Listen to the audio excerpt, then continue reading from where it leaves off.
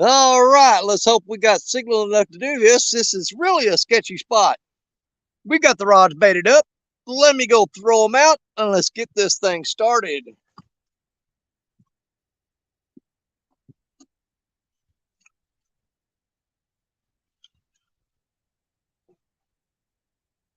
Oh, Black Betty with a live bluegill.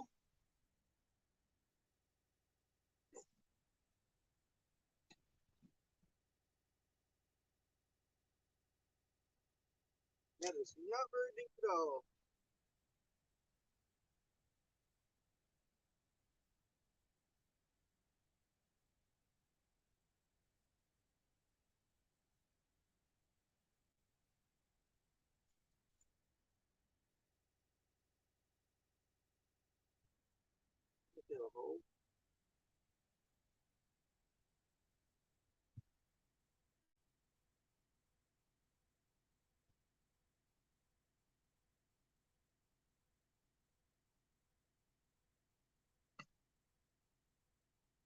Got a live bluegill on the Mad Catch rod.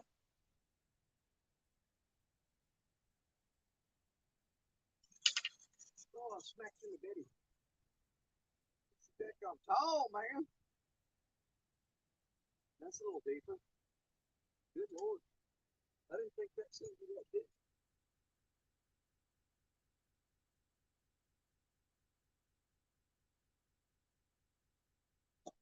Yeah.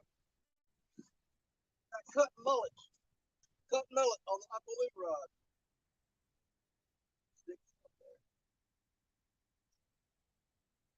Cut mullet. Going out.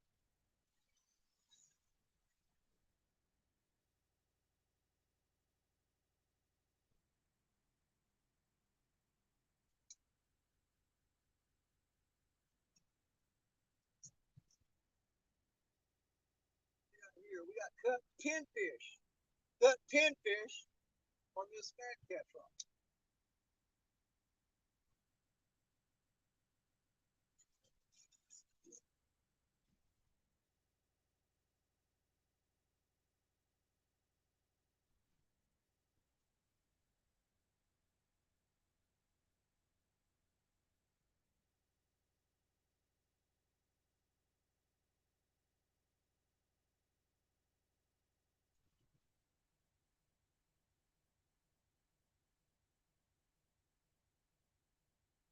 Whitey.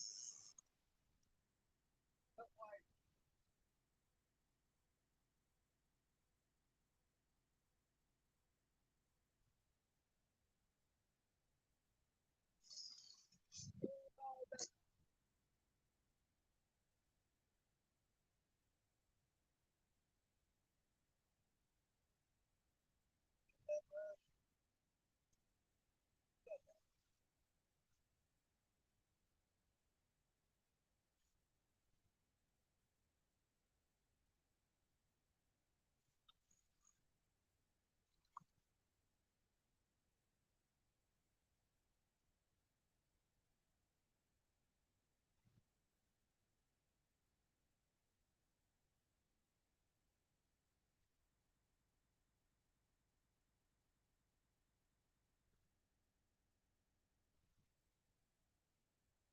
There we go. I should have threw these rods out first. But it's should have threw these out first. Okay.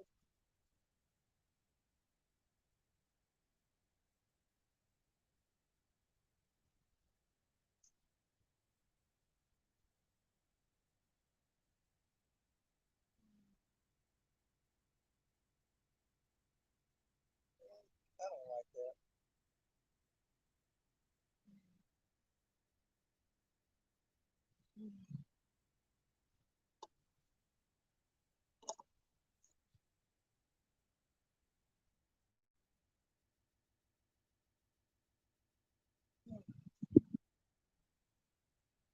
Oh, it's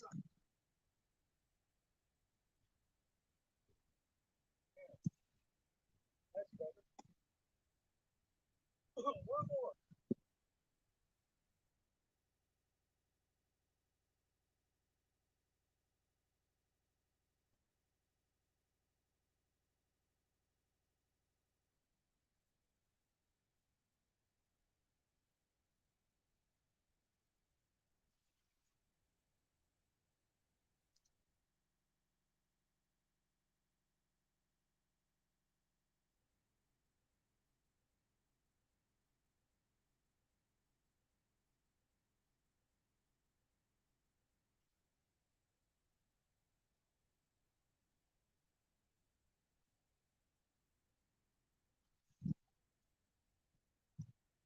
Man, we got the rods really spread out.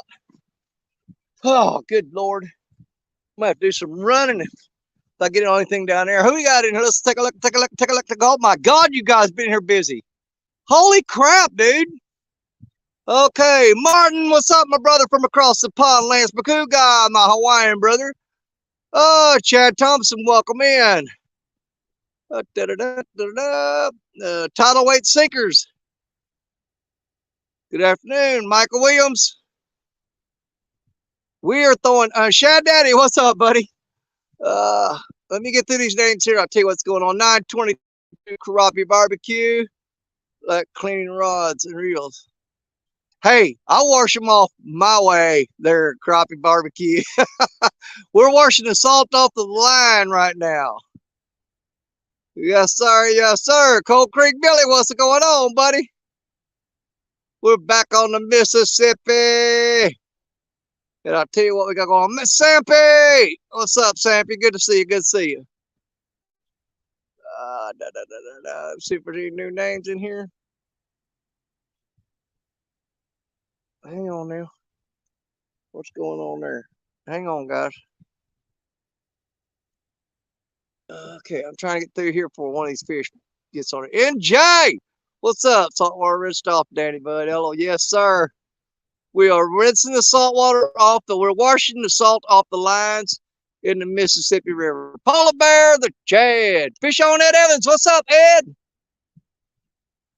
Now, what we're doing, guys, on the first two rods, we got Black Betty and we got the yellow Mad Catch rod, the Lisa rod, the boat. They both have conventional live bluegill on them. Live bluegill. Next, you got purple Luckaloo rod. It's got a cut mullet. That's right, mullet, saltwater fish. Then we've got the blue Mad Catch rod. Madison has a cut pinfish. Again, saltwater fish. Then we've got the Muddy River Blue Cat rod. It's got a whole whiting. Again, saltwater fish. And down on the end down there, we've got the orange Uncle Lou rod Ruby. And she's got a piece of ladyfish. Again, saltwater fish. Wait a minute. Did I say pinfish? One of them's got a pinfish on it. I think it's that blue Mad Catch rod. It's got a pinfish on it. Again, saltwater fish. So we're only running 2 rods with freshwater bait. And we're running 4 rods with leftover saltwater bait. I got to use this crap up, man. Stacy said, I don't want that junk sitting in my freezer for a year. Take it with you when you go fishing. Get it out of here.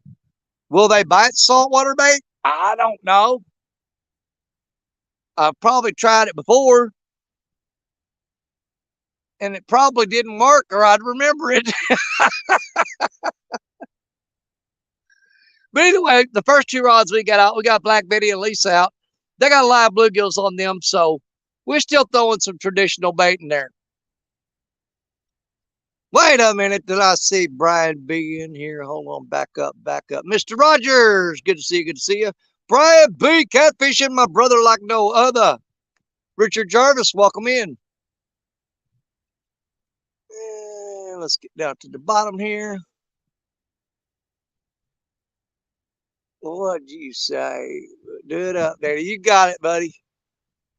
Welcome home, Danny. Thank you, Joel. Thank you very much.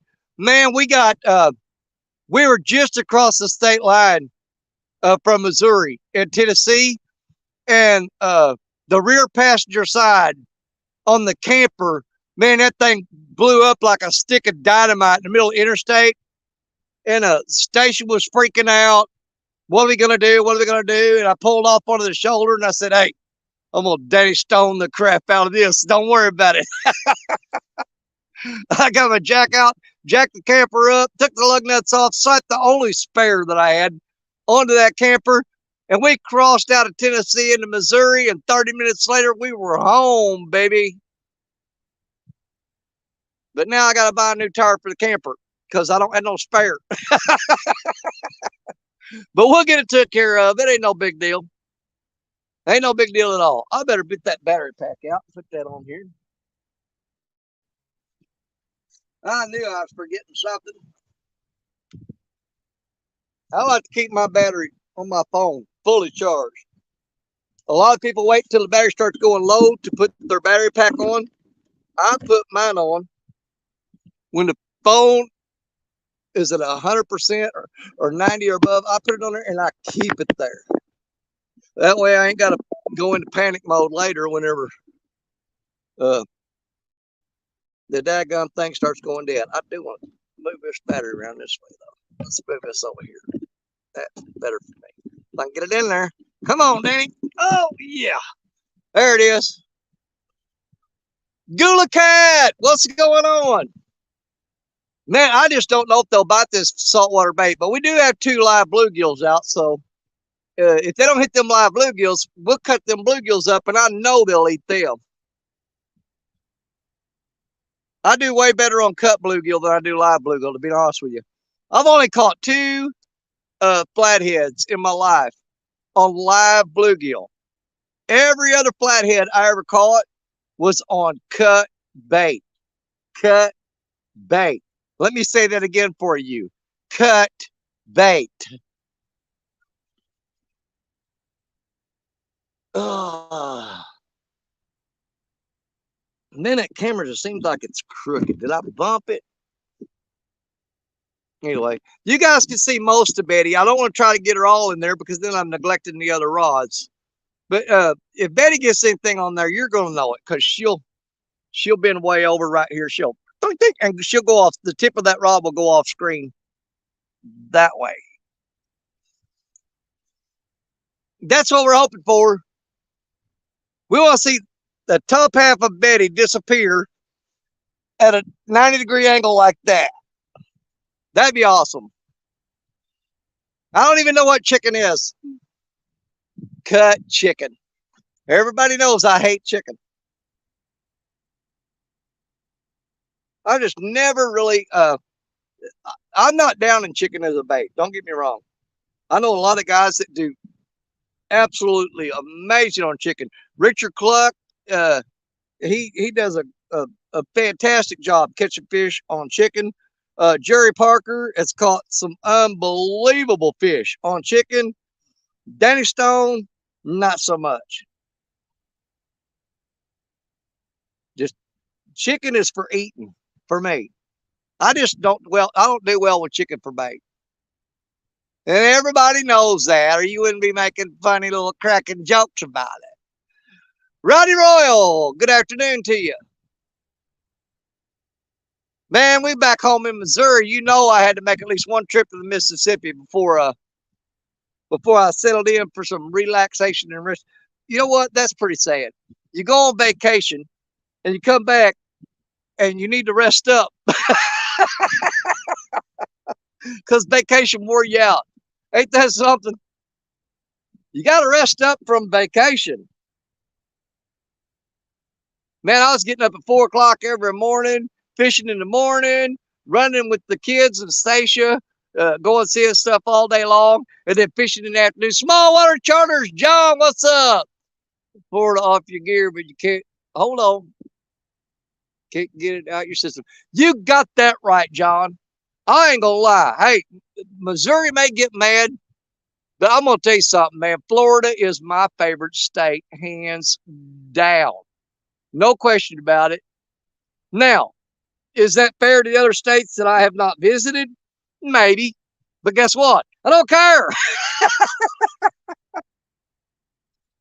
Man, when you go somewhere and you find where you're happy and you're loving where you're at, just stop looking. You know what I'm saying? Just stop looking.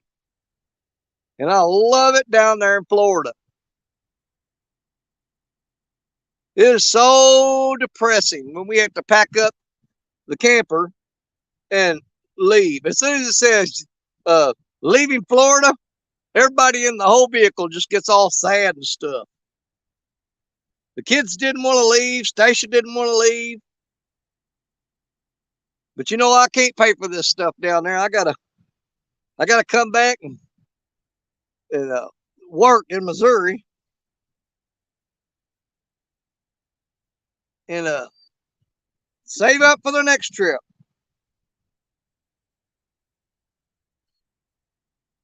If we didn't have so many things tying us down here in Missouri, we would have been packed up and gone to Florida permanently a long time ago.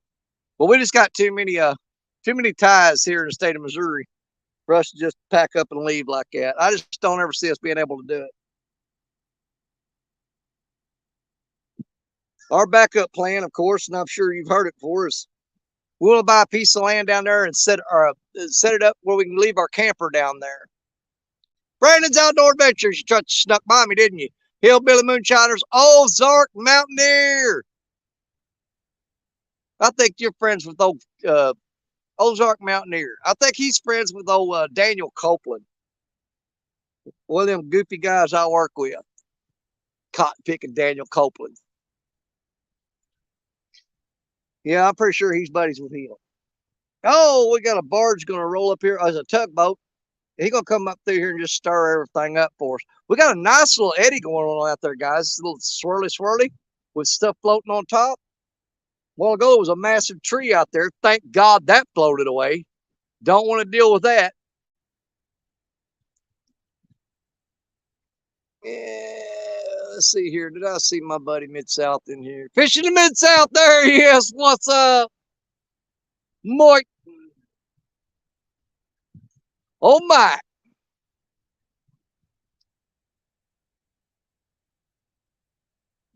Hold on. Did Dan tell you about the wild horses? No, he didn't. But I'll see him tomorrow morning, and I will definitely ask him about that. He's been holding out on me, ain't he?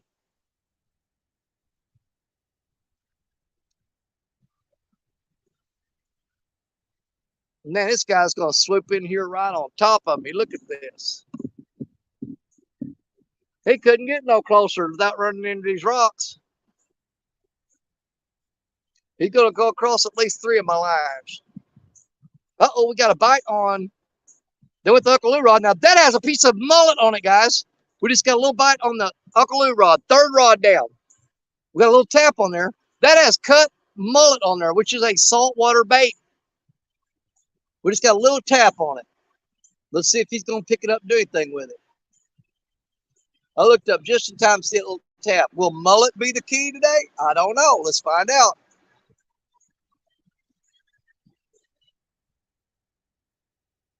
You took him to see him this past Monday. Okay. Well, he definitely, I haven't seen him since then. We'll be back at work tomorrow and I'll see him and I'll ask him about it. Of course, I know he's going to tell me about it.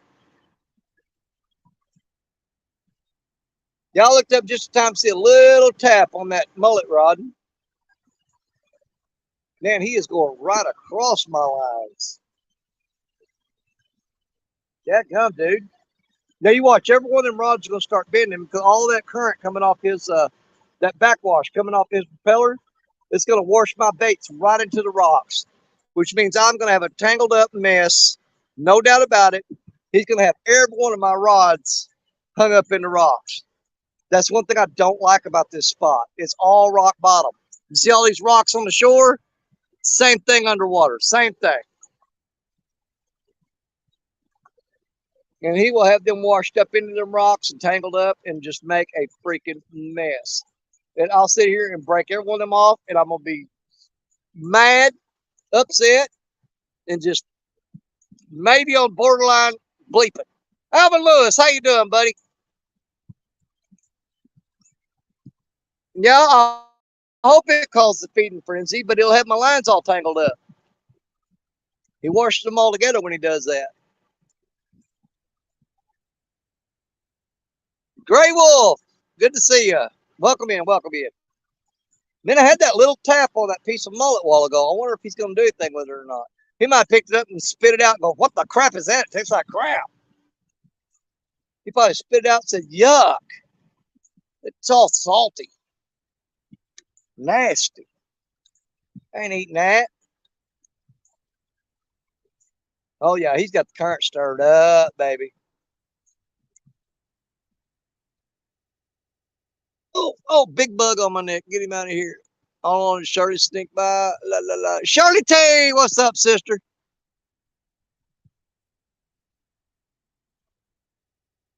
Yeah, I tell you what. I'm throwing these saltwater baits out there trying to get these Mississippi River catfish high blood pressure.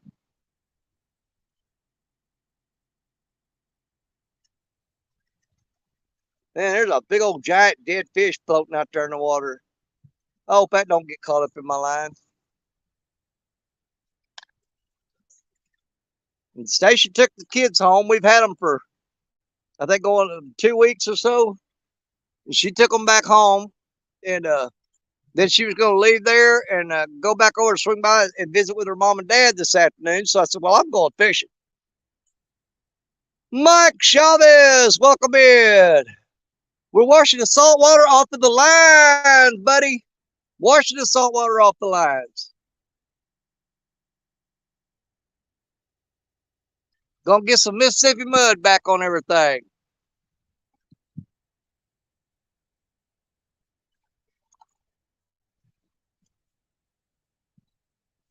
I could have rinsed them off at home with a garden hose, but my favorite way to rinse them off is to throw them in the river. Just get that line out there and stretch it out and let it rinse it off. Let that fast current work on it. Let's see. Pork chops work great here for catfish bait, raw or barbecued. If I got a barbecued pork chop with me, I ain't putting it on no hook. Let's see, Joseph. Danny, my son told me a story of the Lone Star trick over the weekend. He was, hold on now. Yeah, he was home. He's been bitten twice. Oh, the Lone Star tick? Yeah. Yes, you do not want to get bit by the Lone Star tick because it has some kind of enzyme in the bite. And if that gets in your bloodstream, you cannot eat beef for the rest of your life. Good God, it's like being in hell. Could you imagine never being able to eat a steak again, ever? Damn Lone Star tick. I hate them things. That's what killed me. Whoever thought that a bug get between you and a ribeye steak? Could you imagine? Could you imagine that? That'd just be a terrible way to have to live life. There's a tick out there that bites you where you got to eat salad for the rest of your life. How bad would that be? What did Jay say? You got poison ivy? Hey, you'll live.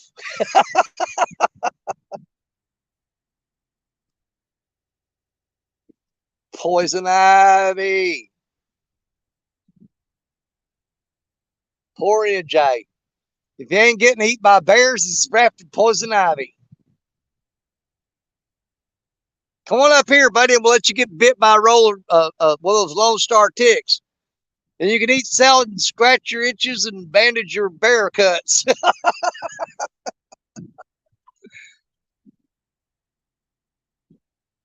Man, I just seen that one little tap on that rod while ago, and that's all it was. I wonder if it might have been a carp just swam into the line and bumped it.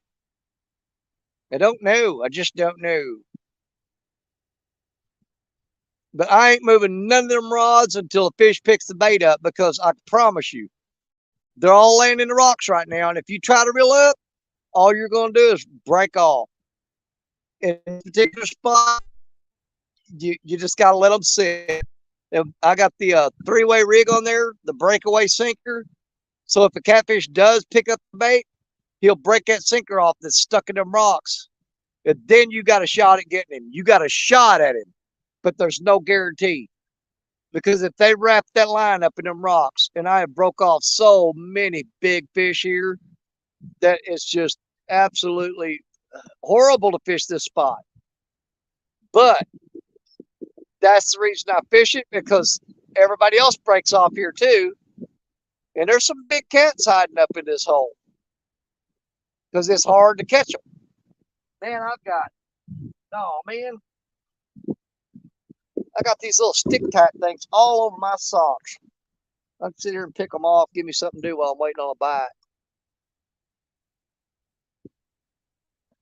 No bears. Said no one knows that song, guaranteed. I bet they do. Poison ivy, poison ivy. Every night she comes creeping when you lay down sleeping. Ooh.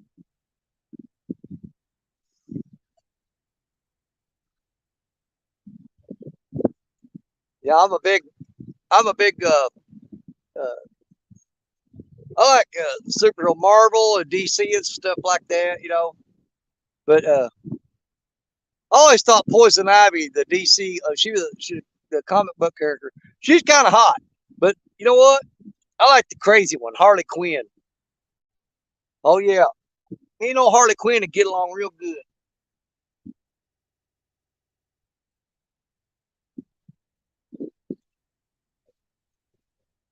Harley Quinn is definitely more my style.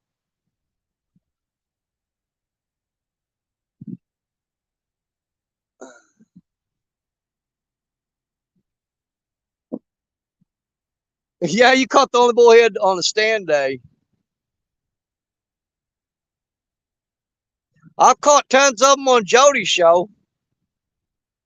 Oh, there's a little bump back on that mullet again. He's just tapping it though. Still tapping it. Let's see. Is he gonna do something with it? It's just a little fish pecking on it.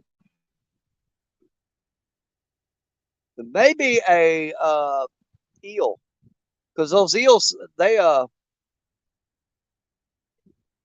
eat pretty much anything.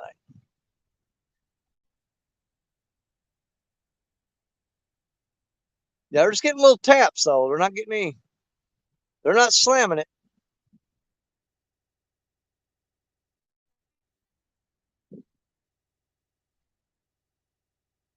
Rowdy Royal.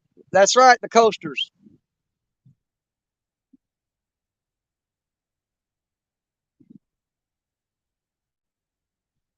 I think that song came out just a little bit before I was born.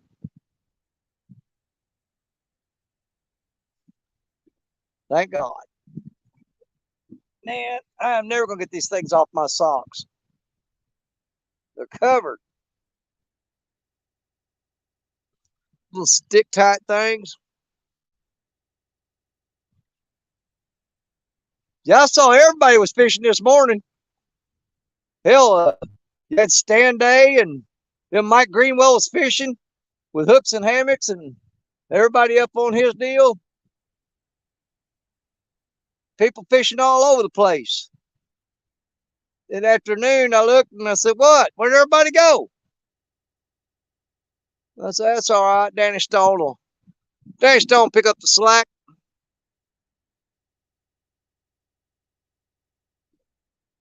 And I'll come in and make some kind of noise.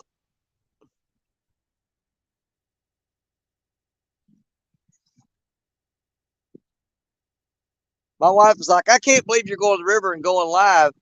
You've been live pretty much every day this week in Florida." And I go, "Yeah, twice. I was going live twice a day in Florida, every day. We had a good time down there. We didn't catch no big sharks, but we did get a shark.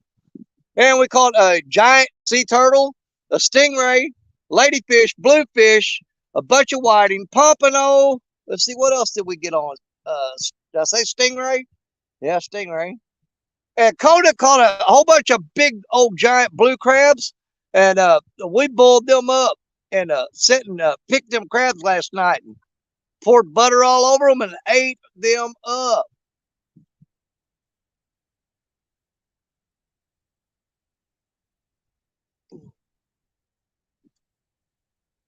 Let's see, I got one sock picked clean. Let me start on the other one.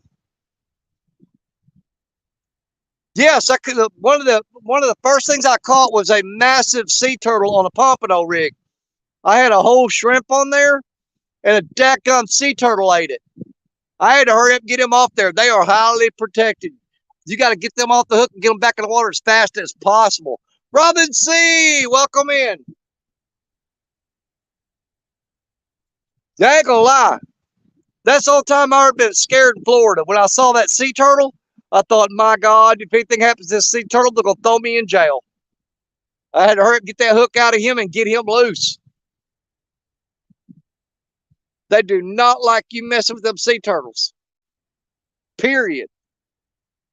And I ain't so sure you're supposed to just cut the line and let them go, I think. But man, I don't like letting them go with a hook in their mouth if I can get it out. You know what I'm saying? If I can get that hook out of them, I'm going to get it out of them. As long as I ain't hurting them. I get that hook out and turn them loose, and they ain't dragging no line behind them or none of that crap. I try to do it best I can. Yep, now back in the mighty Mississippi. Shade tree, what's going on? Yep, I caught one. You know what? I made a short of me and Coda fishing. Well, I called it a short. It was 17 minutes long. I took some clips out of the live shows, and I did a 17-minute video. And I started to put that sea turtle on there, but now I'm scared that the FWC or whoever it is down there is going to see that and come after me.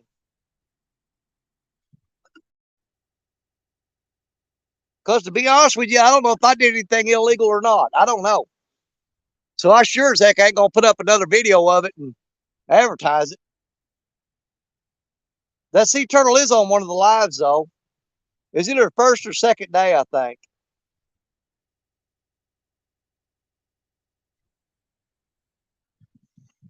Woo!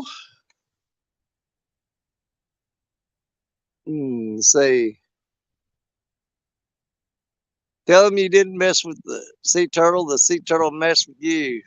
Arrest him. You got that right. And Robin saying hi to everybody.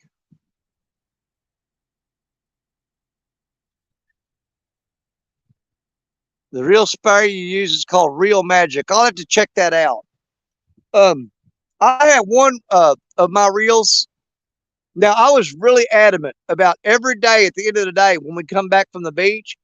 Um, I took a hose at the campground and I sprayed down and hosed down all my rods and reels and cleaned them off as best I could with fresh water. But I still had one that locked up on me. First day on KP's channel, I think. Oh, that's right, it was. That I was trying to find that video footage last night, and I could not find it. And that's why it was on the end of KP's show on that day, on Monday. That's right. Oh my God! Thank you for reminding me. I was looking everywhere for that video and footage, and I could not find it. And I thought, did I not? Did I dream that? I mean, because I couldn't find it. I was on KP's morning show last Monday when I caught that turtle. That is correct. Thank you for that. Because I thought I was going crazier. So I didn't say crazy. I said crazier. We may swap out the Uncle Lou rod, the saltwater bait on it, and put a cut bluegill on there. I think my aerator quit working, so all my bait's going to die in a minute anyway. Might as well cut them up and use them. Let me check that aerator. Yep, it quit.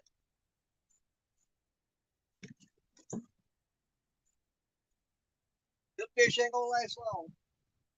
I've only got 4 or 5 little ones in there. They should be fine for a little while.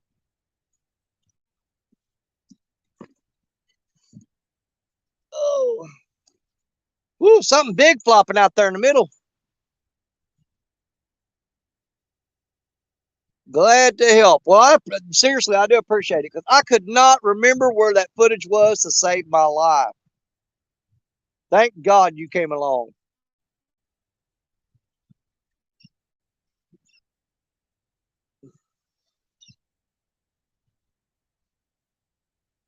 Man, you think after being gone from Mississippi that it would miss me enough and appreciate me, that it would throw a fish my way or something. Come on, give me something. Anything. I'll take a little fish, big fish, I don't care. Just hook a brother up.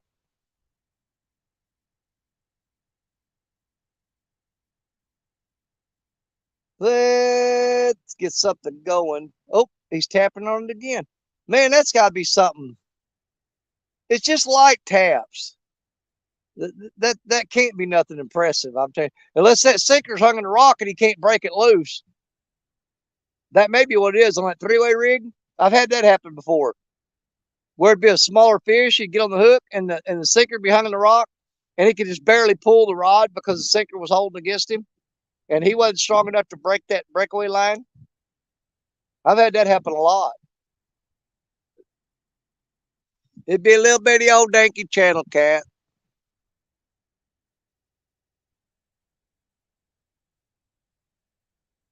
I wouldn't doubt it. No, oh, there he went. He went a good thump that time. That was a good little jerk. I don't know if y'all saw that or not. On that third rod, the purple Luckaloo, he put a little thump on it. That's got cut mullet on it, guys. Cut mullet. That's a pretty good little thump.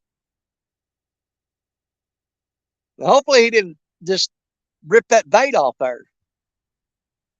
Yeah, that's a decent little thump there.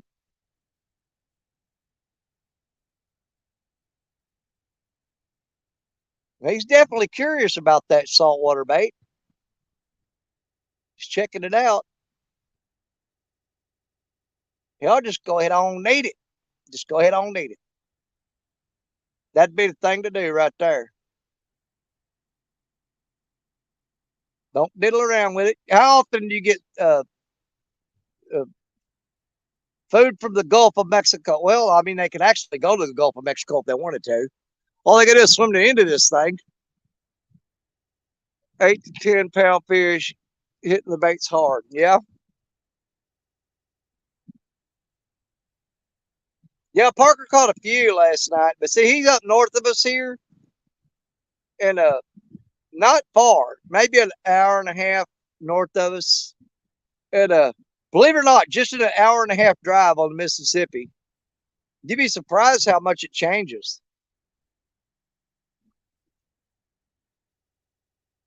It changes quite a bit.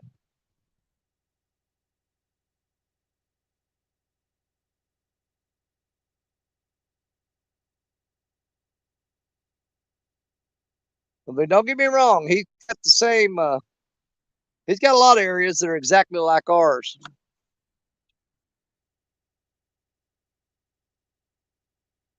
Jody said all she caught was a huge gar.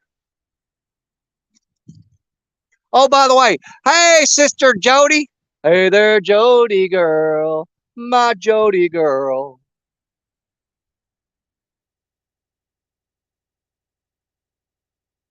Man, I wish somebody'd eat something. Man, I tell you what, I saw so many boats down there. There's boats down there in the Gulf that if I had one here on the Mississippi River as big as them boats are, I'd just live on it. I'd just live on that boat.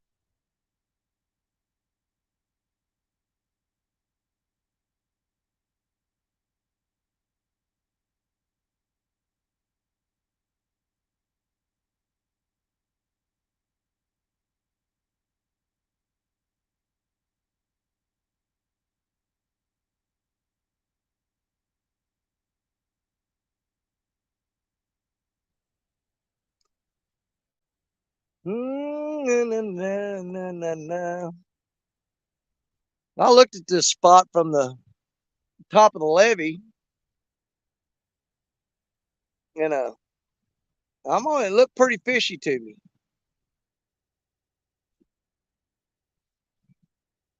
but I may have been mistaken. Well, I think it is. I think they're in real close to the shore, and I can't hardly fish that because that is solid rocks. Let's see, Dale Hay Swift. I caught two 18-pound and a 16-pound. Where'd you go? Where the crap did that go? I lost it. Oh, there, 81, 16. 6-pound blue cat this morning. Good job. Nice. Buck Williams. Yeah, family. Looking forward to Mississippi treat you better. I hope so, JG. Well, those fish should be coming off spawn for too long, I hope. Uh-oh, there goes a bump on the man catch rod.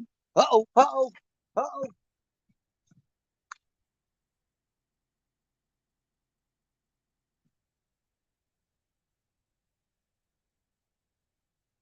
That's a live bluegill.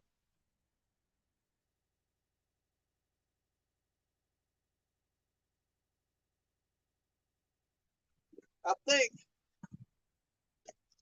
what happens there a lot of times, he pulled that rod down real hard, it dropped slack, and it pulled down hard again. I mean, he snatched it. And I guarantee you right now, that fish has run underneath a big concrete slab underneath the water. And he's just sitting there with that bait in his mouth.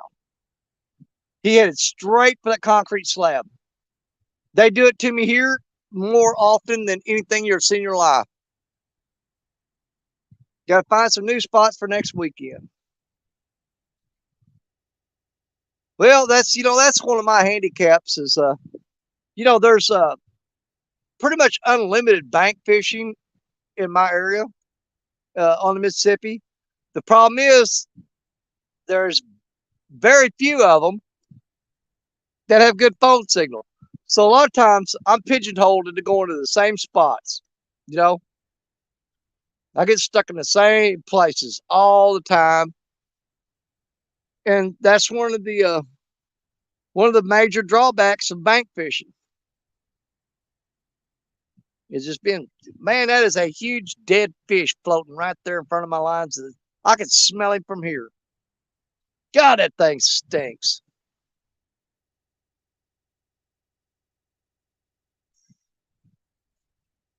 Anybody out there want to hang out? Let's see.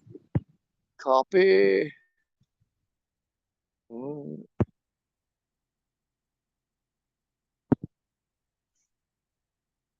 There you go. We're just hanging out, you guys. It don't matter. Double Hook Day. What's up? Don't run good enough for me to go to Chattanooga. Oh, but you know what? The biggest joy I had in Florida this past week was uh, the time that I got to spend with my granddaughter Coda. Coda used to fish with me when she was like 3 or 4, and she loved catfishing when she was 3 or 4 years old. She if I was going catfishing and she couldn't go, she would lay on the floor and cry and scream, and boy, she'd just get mad as a hornet. And she always swore that she'd be my catfishing buddy forever, forever and ever. Always would be. But then, she got a little older and kind of got away from it. And we took her to Florida with us, and she said, "Papa, what are you gonna do while you're in Florida?" I said, "I'm gonna go fishing." She goes, "Well, you know what? I'm gonna go with you every day I can." And I thought she's like, "Yeah, all right. You say that, but you're not gonna do it." Man, there's a big old tree. Mess me up. That thing is gonna catch my lines. I wish I'd brought a rope down here to throw out there and catch that thing. That thing is totally fixing to screw me. It is. I guarantee it. It missed Black Betty. It missed that line. Oh, this could be turning into a tragic situation. Let's see. It caught that. Ah, it caught that Uncle Lou rod. Let's go catch every one of them.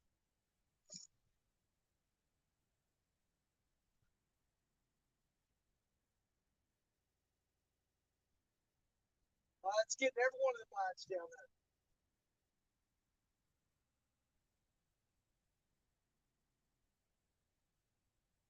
I got the Uncle Lou off of it.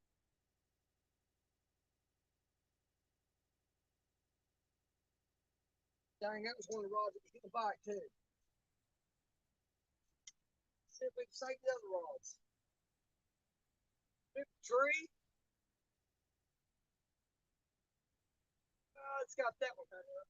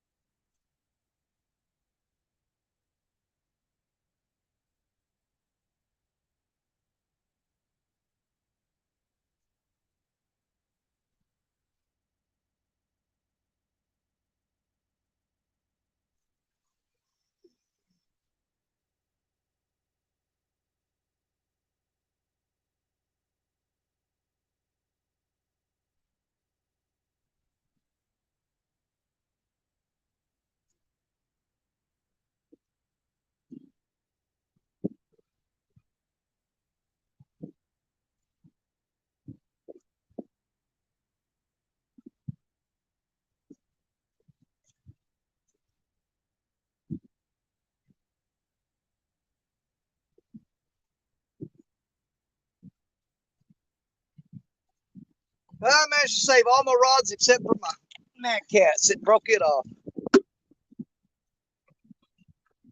I had to jump in there and get that cotton picking tree. Now my boots are full of water. But it was worth it to save all those lines. I'd rather have wet feet than have to retie all those rods. Now I just got to retie one of them.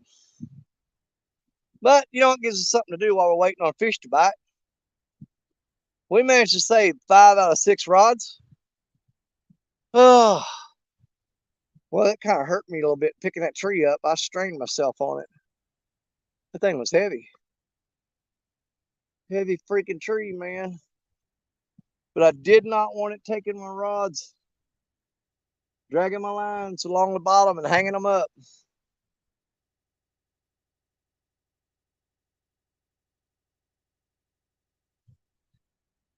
We just pull that tree out the water and be done with it. Yeah, I know it.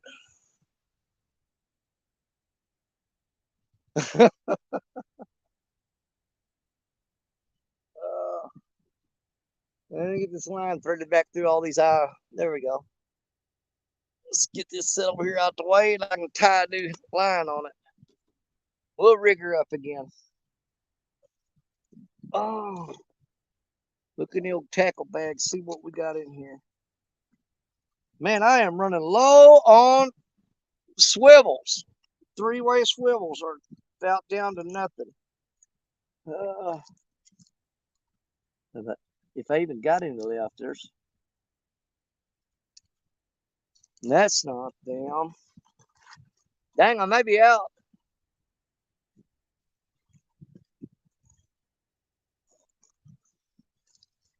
Yep, I got just regular swivels is all I got left. I'm going to have to use those. But I can make a 3-way rig out of it. Not a problem. But I see now, I need to get some more swivels. Oh, gee, Sean White. I'm doing great, brother. I'm back home. We're back home safe. Stacia took the kids back home to their mama. She went over and visited her mom and dad because her mom's birthday was actually while we were in Florida. So she had to go see her to make up for that. We missed her mom's birthday while we was in Florida.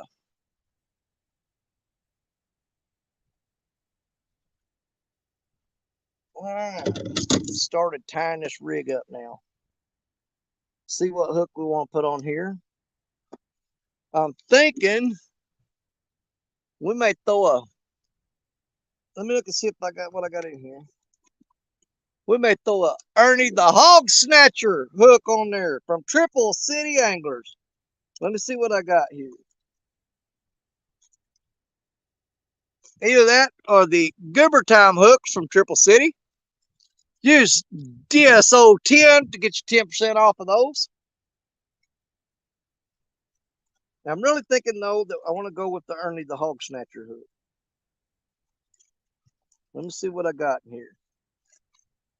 I'm digging. Digging in the bag.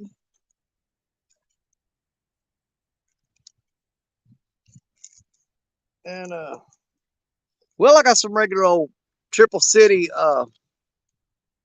the straight shank. I think these are 10-aught. I think these are 10-aught hooks. Let's put one of them on there.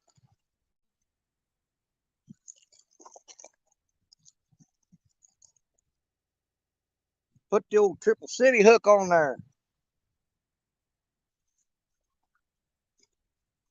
Yeah, we need a piece of leader line. I sure like to know what happened to that fish that bit on that mad catch rod a while ago, because he hit it pretty good. I bet you he ran me underneath a cotton picking rock. Cotton picker. Stupid fish. Where is the end of the stupid leader at? There it is. There's the end of that leader line. We found it. That old Dell Sleeper, what's going on, buddy? All right, let me get this tackle bag out of my lap just in case something goes down over here and it needs my attention. We'll go ahead and use a Triple City 10-aught hook right there. Just like that. And I'm trying to remember what I had on that mag catch rod. That was a pinfish. I had a piece of pinfish on there. 2, 4, 5, 6, 7.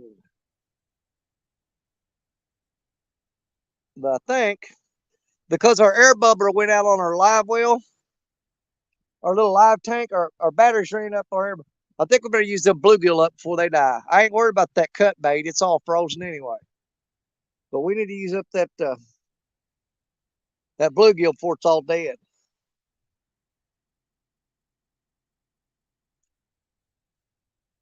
Here comes that cotton picking barge back.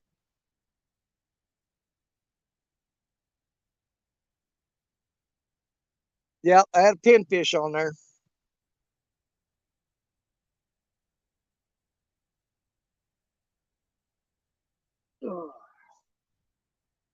We're getting there, guys. I'm getting this tied up fast as I can. Now we need a short leader for our weight. Let's get that cut off there.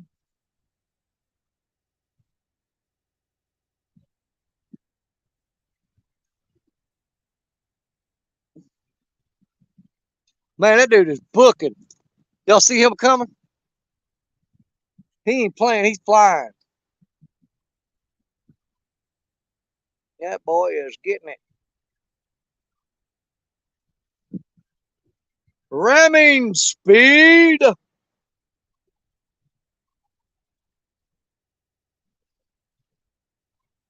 He hits a sandbar, he's going to be screwed.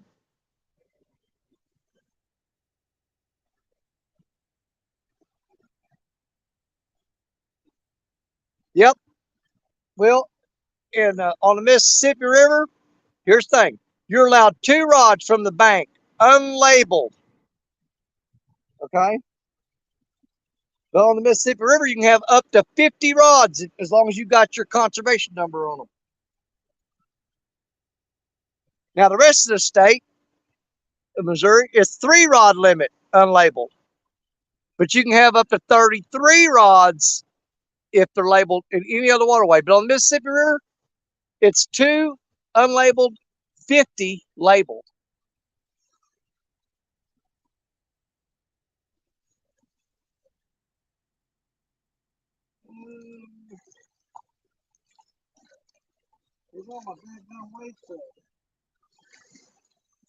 Well, I'm gonna go with a 4-ounce weight. I hate to. That's a little light. Dude, firewood is not an issue on the Mississippi River. Go look up there. I don't know if you can see that. See all them logs? See up there?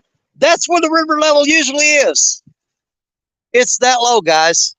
Normally it's up there. Right now, it's way down here. She's way down. Yeah, normally it's way up there next to them trees is where the normal river level is.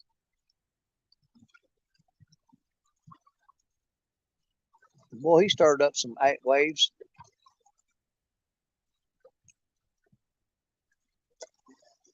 Four, 5.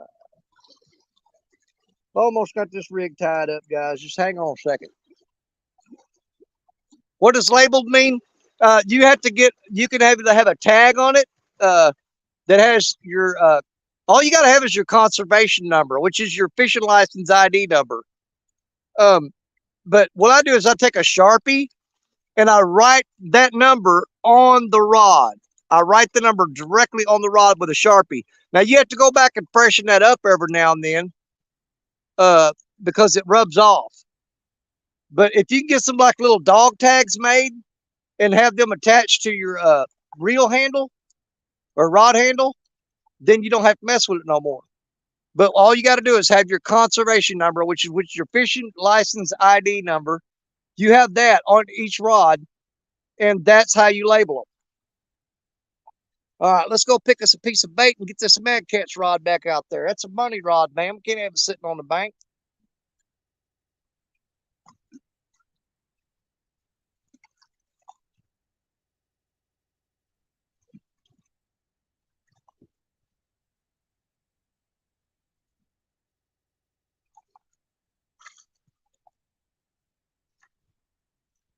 Man, that's a big one there. We might want to cut him up. We got 2 live bluegill up. Let's do a cut. Let's do a cut bluegill.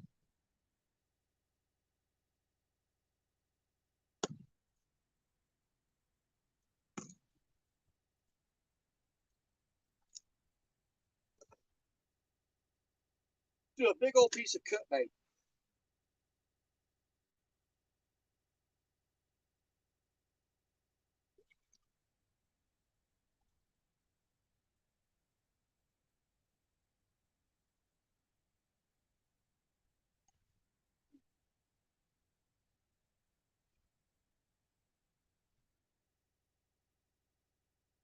There we go.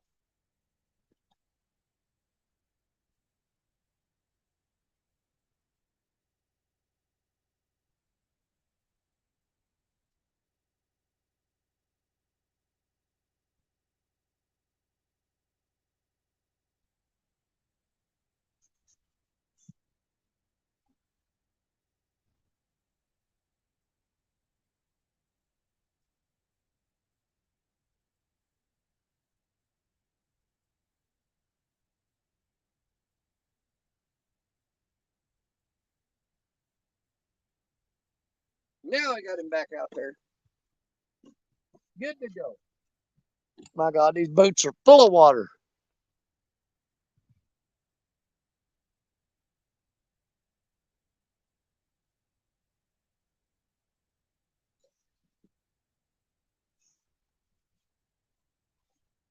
Yeah, I'm running low on a bunch of stuff. I got to get some orders in. I've got, I don't think, I got quite a few hooks. I'm not sure, but I get those took care of anyway. The swivels, I need to get some more of those. Yeah, Dave's sending me a bunch of weights. I appreciate that, Dave.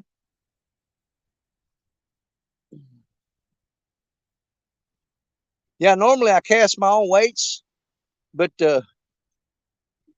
man, lead's been hard to come by here lately.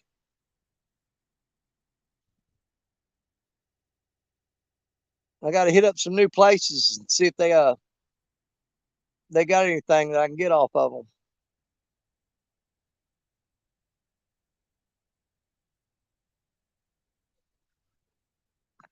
Man, that drifted that rod way down there.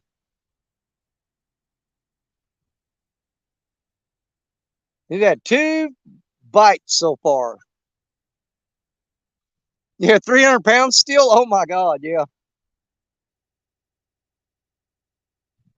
dude. At one time, a few years ago, I had almost a ton of lead stacked up on a table in the backyard and stacked up on the ground all around it. And somebody jumped my chain link fence and took a bunch of it. But I got 2 big old German Shepherds now to where that won't happen no more. Jump the fence now, I dare you. You won't do it but one time. I'll wind up in court, but you'll wind up in the hospital with a dog eating your leg off. Can't stand people stealing from me, man. That just, you know, when people steal, they can steal something that I don't even want. But it's the fact that they take it, it just boils my blood, man.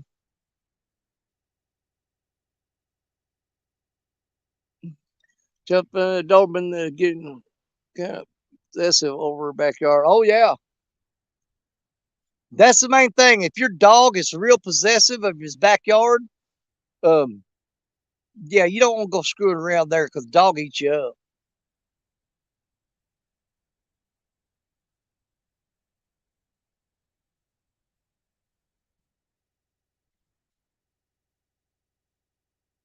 Budget pond.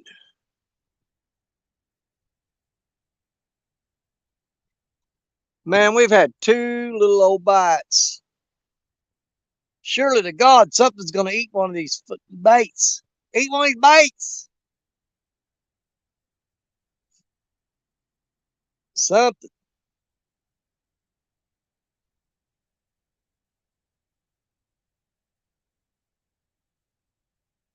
Get on it. Come on. Uncle Leroy way down there sure is looking lonely. You know what? I better put that cut bait up. It's starting to get flies on it. That ain't good.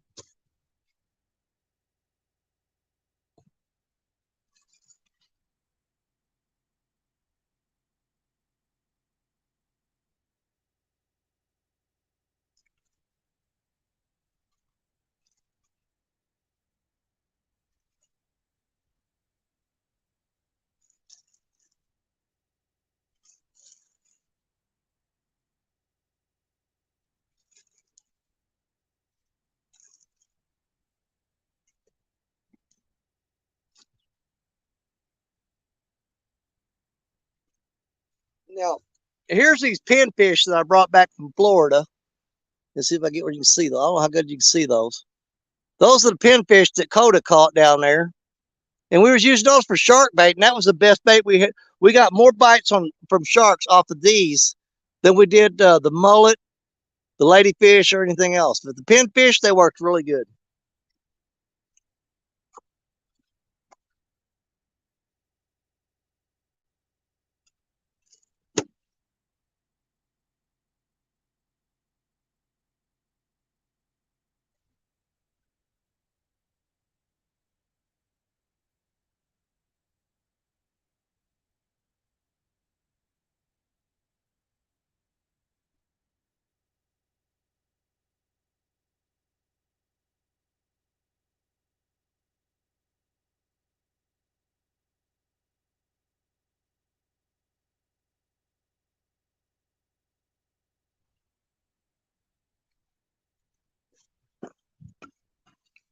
Man, that current's pulling that way, and you guys can't see it, but every one of them rods are bent over, pulling. They're actually pulling upstream against the current because there's a eddy here that's making the current flow backwards.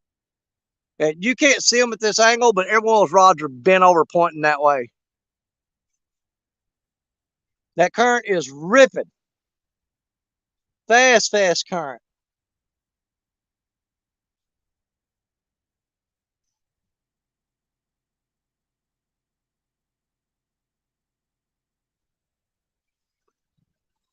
PA, trapping it outdoors. Hello.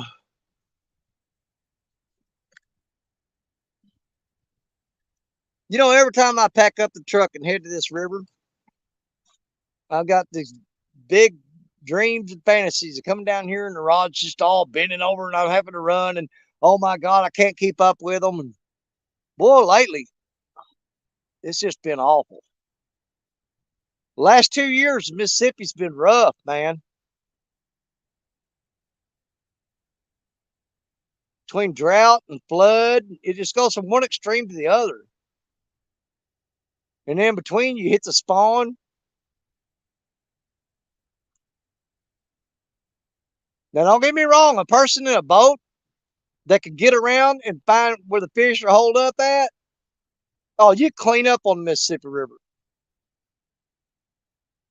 You can go up against anybody in any other river you want to, but you got to get on a boat and get out there. But as y'all know, Danny Stone, he's bank angler, man. James Spencer, hey, I'm down here by. I'll show you where I'm at. I'm in southeast Missouri, just downstream of New Madrid.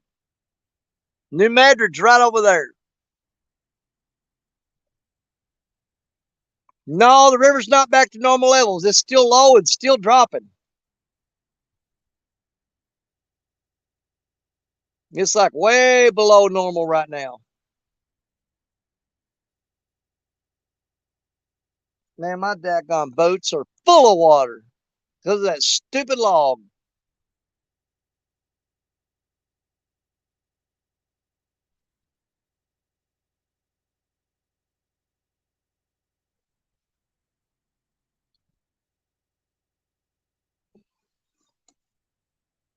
Whew, Lord. Yeah, it's gotten so bad down here.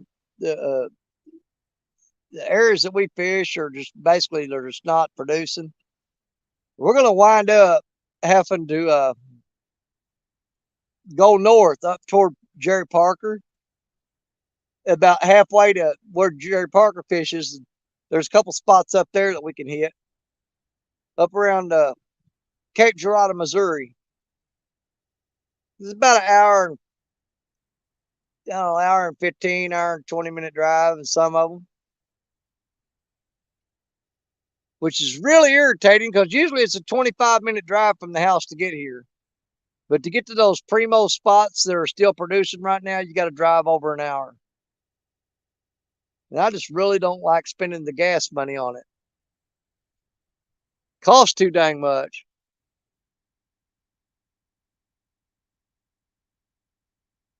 NJ in Central Kentucky.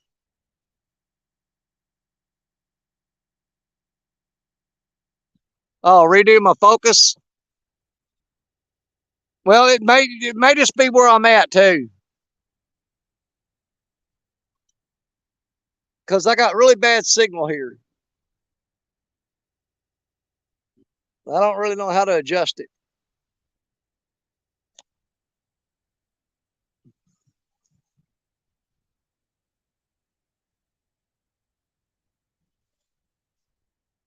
Is that any clearer? It looks clear on my screen.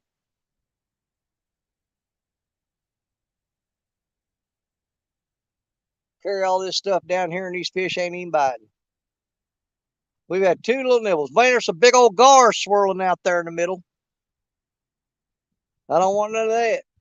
I don't want no gar action. That did it? Okay, thank you. I'm throwing out there as far as I can, try to keep away from these gar. But I think the catfish are actually hugging the bank too. But you don't want to throw into these rocks, man. I'm telling you. You want to try to get out there as far as you can, get away from them. All you're doing is giving away tackle.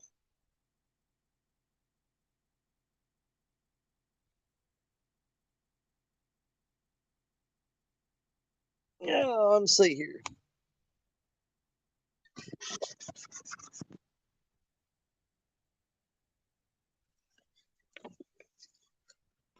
Now, usually fishing in this spot right here, it's really pixelated because my signal is really crappy. I'm surprised it's not roboting me.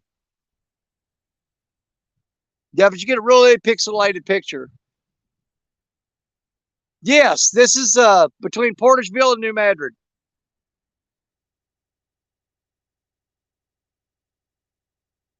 Yeah, I'm just south of New Madrid and just north of Portageville.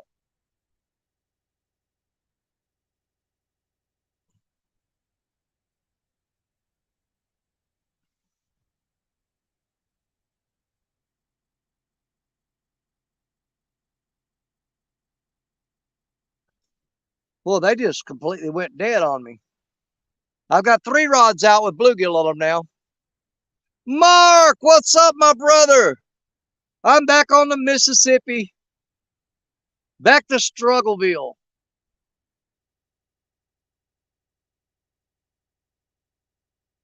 I think Jerry and Richard still having boat issues, and they're waiting to get their boats fixed, I guess, before they get out fish anymore.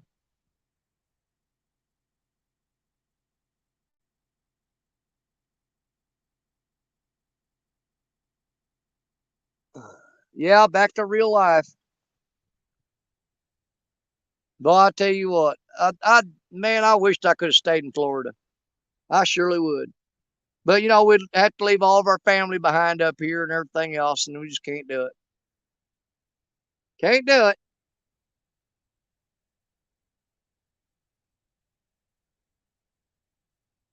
Of course, you know the grandkids live up here, and Stacy's not leaving them. Uh, Garage finally started look like fishing shop. Oh, nice, getting the garage fixed up like a fishing shop. That's what my wife said. My wife told me I need to build a whole separate building from the house just to store all my fishing gear in so it'd be out of her way. She keeps saying, "You got too much crap."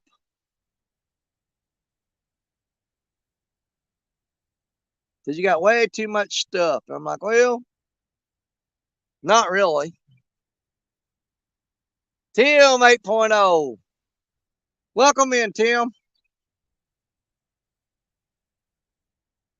Not a lot of action going on here. We've had 2 bites and a tree limb float by, and I had to grab it and drag it out of the water.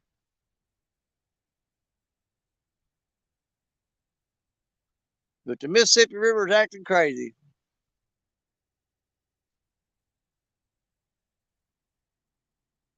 Yeah, the funny thing about it, you just saw that log float by real fast. Now, it hung up in that eddy right there, which means it's going to circle around and come right back the other way. It's going to come right back up in here on my lines.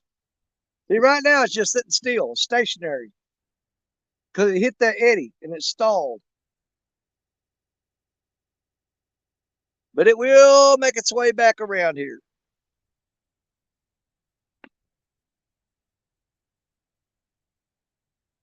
And we ain't going to stay out late tonight because the station warned me. She said, we still got a lot of work to do. We just pulled in from, we got back from Florida around 5 o'clock our time yesterday afternoon. And I backed the camper up next to the house and I unhooked it and got some of the stuff out of there. But we've got to go through and empty the refrigerator out. We've got to pull all the sheets and blankets off the beds and bring them in to wash them. And then we got to sweep all the sand up from Florida and vacuum all the couches and stuff, clean the bathroom. We basically got to clean the camper. And she said, "You're not running off to the river and leaving me with all that crap. See, here comes that log. He got caught in that current. He's coming back the other way.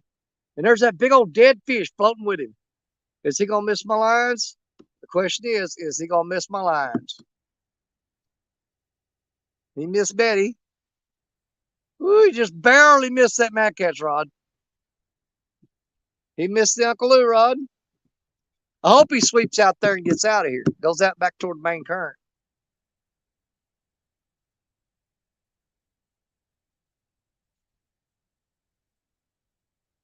Yeah, camper's a lot of work, Mark, but it beats the hell out of sleeping in a tent. I'm gonna tell you that. Man, we was down there and as hot as it was, I'd never been more thankful in my life for air conditioning. We'd go out doing the taking the kids around doing stuff through the day. Me and Coda would fish in the mornings, we'd fish in the afternoon.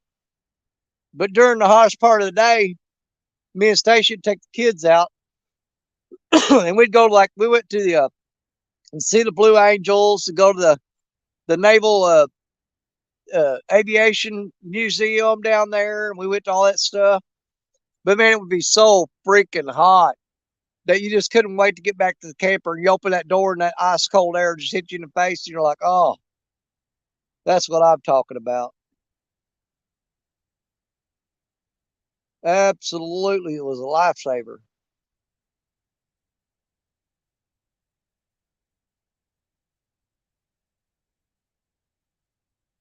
But so far, the only 2 bites we've had 1 bite on frozen mullet that we brought back from Florida, and we've had 1 bite on a live bluegill.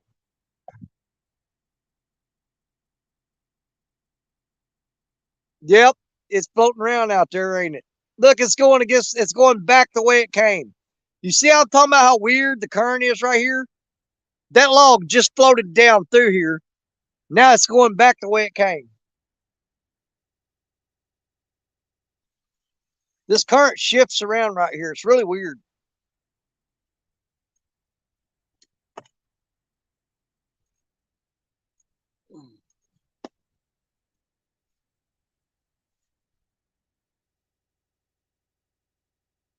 Now it's going to sit there in one spot and spin around for a minute, and then it'll take off and go back downstream again.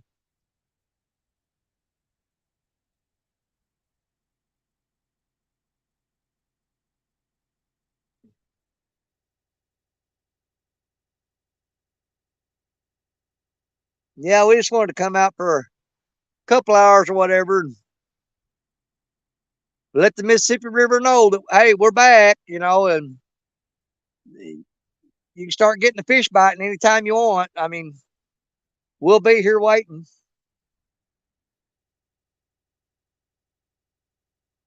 Whenever you're ready. Oh, the buffalo are jumping out of the water out there. They're starting to jump. There's some rain sprinkles. Hopefully we don't get rained on here in a minute.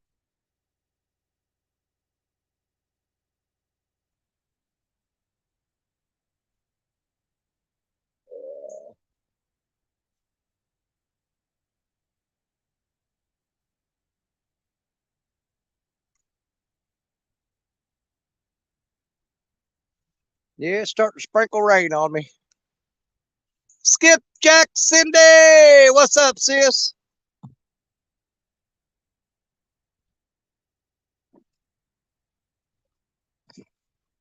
Oh, we go. I'll make some late lunch and be back soon. Okay, Mark. Um, yeah, we definitely got to start making plan B and plan C and all that stuff. Big old dead fish just got hung up on that Uncle Lou rod. Look at it bending. That's a dead fish. Oh, he came off. Thank God. Big old dead carp floating just hung up on that rod. But I'm gonna start looking into fishing maybe some of the other rivers around here close by until the Mississippi River straightens up. We'll start hitting some of these other rivers. We'll go to the St. Francis River and a couple other ones like that. Won't be no blue cats in there. Maybe flatheads and channel cats. That's pretty much covers it. You're not gonna get the big blues like you do here in the Mississippi River.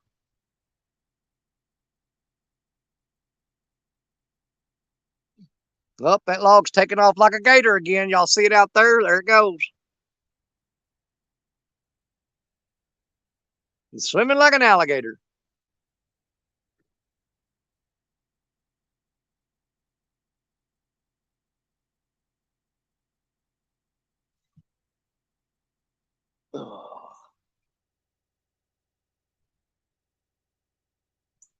Yeah, it won't stay real long tonight. What is it? 3:20? Probably won't stay past 5. It's 3:21 here right now. We'll probably be out of here by 5 o'clock.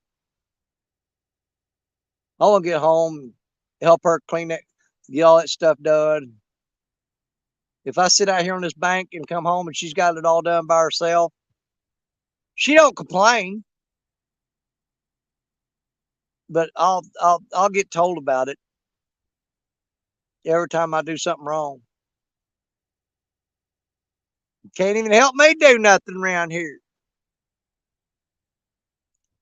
Hey, Rebel River Rat 3030, what's going on, buddy? Now we didn't catch any big sharks in Florida, but Coda did get to catch her very first shark on this trip. Yeah, it was a little bitty one, probably about 12 to 14 inches long. And she caught it on a pompano rig, a little tiny rig with a piece of shrimp on it. And I caught a sea turtle, I caught a stingray, caught a bluefish, ladyfish. We caught a ton of whiting, which we brought a bunch of them back with us to cook and eat. We ate some of them while we were there, but we did bring a freezer full of whiting back with us. We caught pompano, but they were all too small to keep. And we caught a ton of pinfish that we were using for bait, which I have some of them with me today. But nothing seems to be eating on them. And I've got some ladyfish with me that I brought back for bait too. It's kind of like a saltwater skipjack.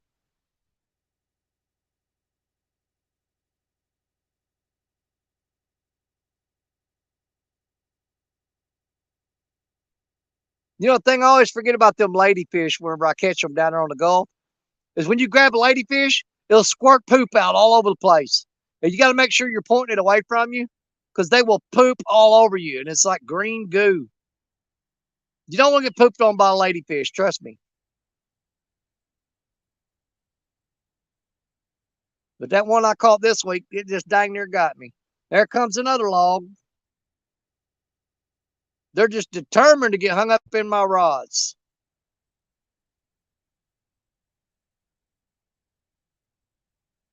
All these trees and logs just can't stand the fact that I'm sitting here fishing. They got to keep coming by and trying to screw it up.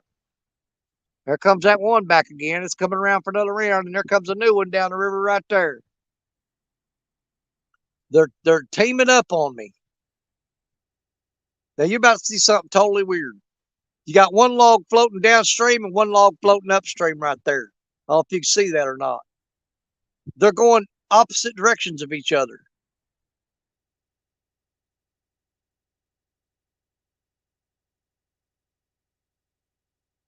Tell me Mississippi River ain't got some weird stuff going on.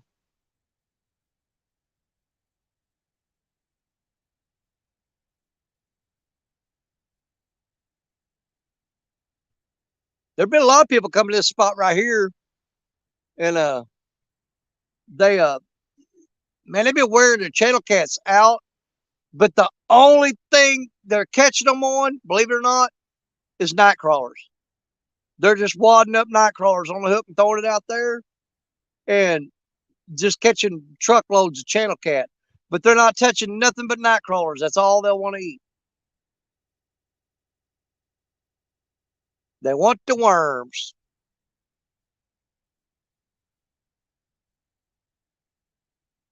Yeah, I know it's crazy, isn't it? The way that current is out there.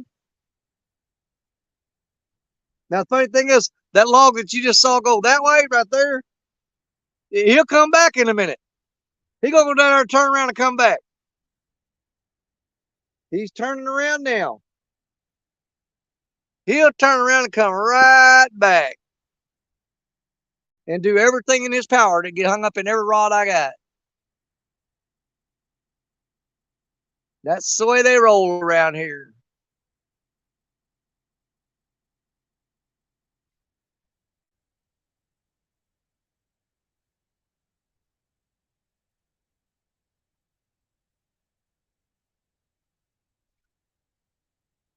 Oh, the crows is flying.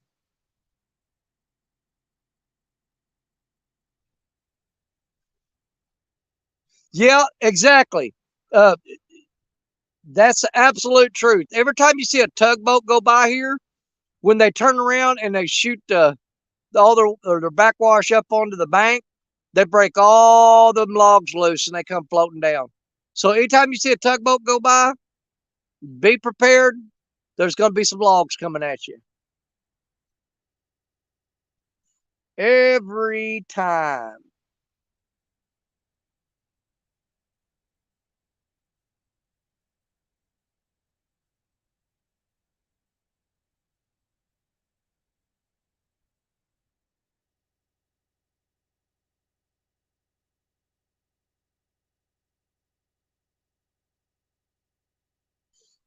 But like I was saying earlier, this spot here is so hard to fish because there's so many rocks on the bottom.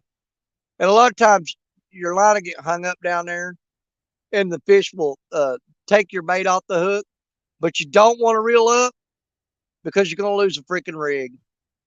I know a little bitty tap on the Uncle Lou rod right there, little bump. Let's see, what did we put on that one? I forgot. I can't remember what we got on there. Oh, that's got the mullet on it. Yeah, that's got the cut mullet, but they're just tapping it. They're not eating it.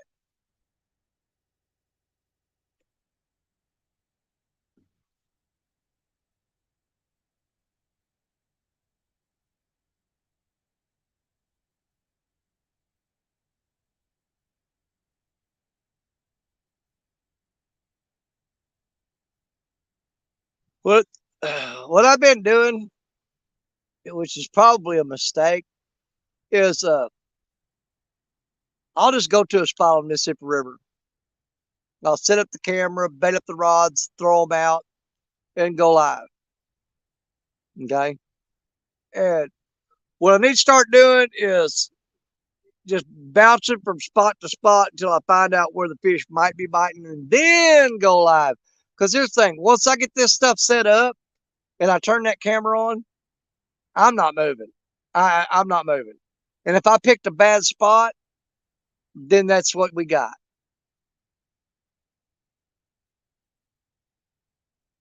The too old, too tired, too wore out to do that crap where I reel everything up, carry it up this hill, load it in the truck, move to another spot, set up again. I just ain't got the energy to do that crap anymore. I'm done with that. So most of the time it's just me sitting here and either it's a good spot or it ain't. That being said, my record for for getting a good fish after sitting for a long time was back, I think, December of 2021. It's on December 31st. I sat for 8 hours straight because I said I wanted to catch the last fish of the year. And I threw out 6 rods and never reeled them in, never touched them for 8 hours. And I said, okay, we're going to give it up. It looks like we're not going to catch another fish. And I started carrying stuff up the bank, and Black Betty bent over like a rocket. And we got a 31.8 pound blue cat after letting the bait soak for 8 hours straight.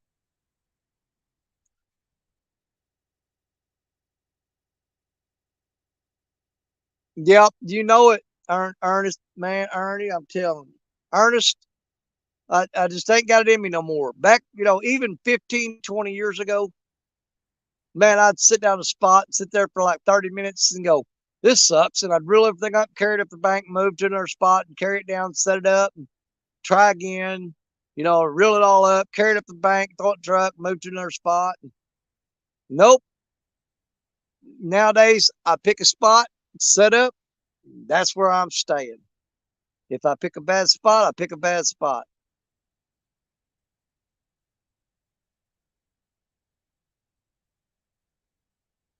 But there ain't nothing more irritating too than picking all this crap up and moving it to another spot, and it ain't no better.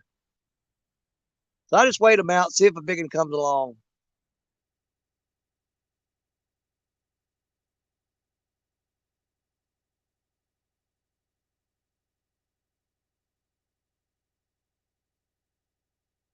I've been bouncing the idea back and forth of Greg Burgess. Good to see you, friend. I hope you enjoyed your trip. I loved my vacation. The best part of my vacation was getting to fish with my granddaughter every morning and every afternoon. That was the absolute best part of my vacation. And I ain't talking about catching fish or whatever. Just me and her, just the two of us going out and hanging out on the beach with fishing rods out. We got to sit down beside each other and just talk about stuff that we ain't got to talk about in a long time. Um, I tell you what, it just made my week. That was the highlight of the whole vacation. Is spending time with her and actually get to sit and talk to each other without her being on the cell phone and playing video games or nothing like that, or it just me and her time on the beach trying to catch fish. That was the best part of my vacation.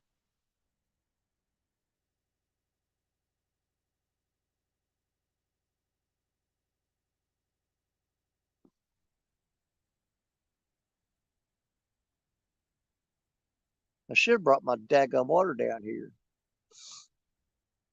No, Black Betty just got a bump. She's got a big old live bluegill on her. She's barely got tapped though.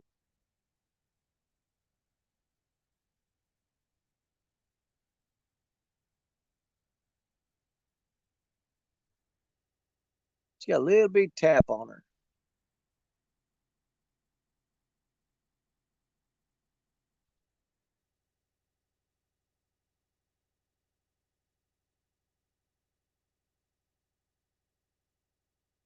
Uh, let's see, I try to fish safe spot a lot now. It's just easy to get to. Instead of, yeah, um, you know, Man, it's just too hard for me to, my arthritis is getting worse and worse. My hip and my back is getting worse and worse. Uh, I just can't get to those good spots anymore. I have no delusions of being able to do this for a long time. I know better. I know my days are numbered, but it'll get to this point where I'm sitting on one of the easiest spots I can get to, and just basically hoping to catch a fish. That day's coming. It's coming soon.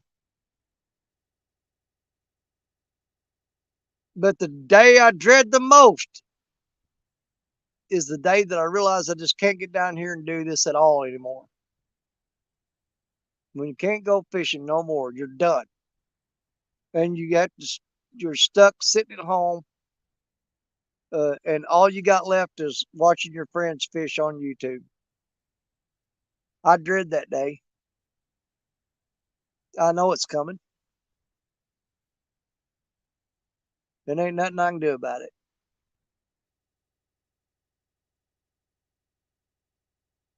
That's why I don't get too upset about the times I come down here. And so what if the fish aren't biting? So what if we didn't catch a big 30, 40, 50, 60, 70 pound fish? So what? I'm out here. Because there's going to be a day that I'll be wishing I could just do that. Just come down and sit down here and just sit here.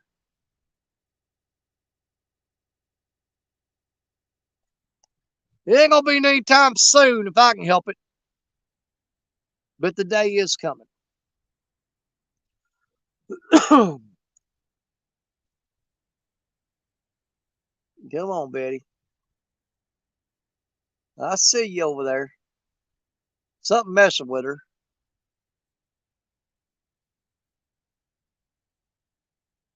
I know it.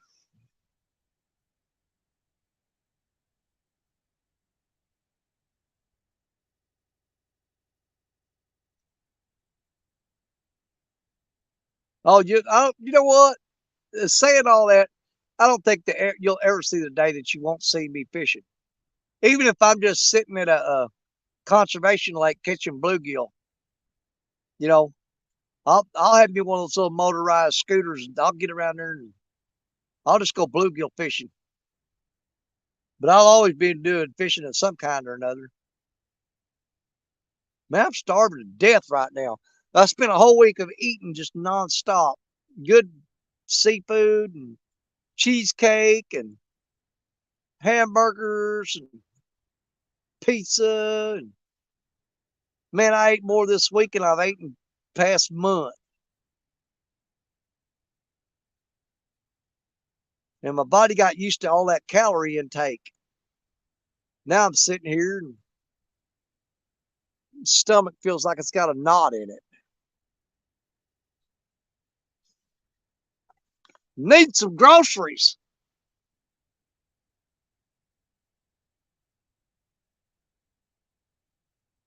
Come on, Betty. Something going on there. What's going on? Something just vibrating the tip of that rod.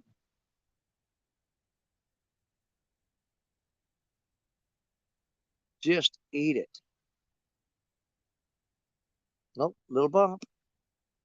Come on.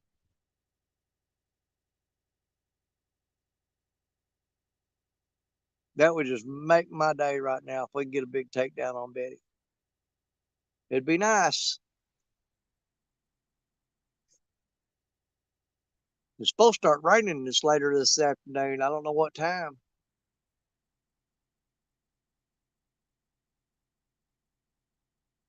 My wife called me when I was on my way here. She goes, "Where are you at?" I said, "I'm going to the river." She said, "Are you kidding me? You've been fishing every day, all day long for the past 7 days, and you're going back to the river?" I'm like, "That's what I do." Fishing with Steve Mosley. Oh, Steve sure stepped up and showed people what for here lately. And that panfish tournament, Steve came on like gangbusters, man.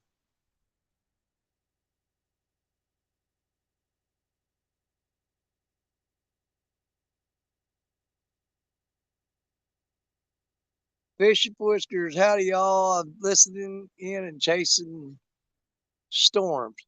I ain't chasing no storm. They keep chasing me. When we was on our way home yesterday, we made it to crap, what was that? Was that a stick hit the rod or was that a bite? I think a stick hit the rod. We made it. We was just outside of Tupelo, Mississippi, and man, the sky turned black. Lightning was striking in all four directions around us, and the wind started picking up. And we were pulling that camper down the interstate. And I told Stacia, I said, "We got to get off the road. We got no choice. We got to get off the road. This is just too risky." And I looked up, lo and behold, there was a Dick's Sporting Goods store, shining like the gates, pearly gates of heaven. And I whipped that down that off ramp and pulled over there, and we parked in Dick's Sporting Goods, and we jumped out of the truck and we ran in the store and we waited the storm out in there. The station said, "Isn't that awful convenient?" Yo, Steve can catch bait. Don't think he can't.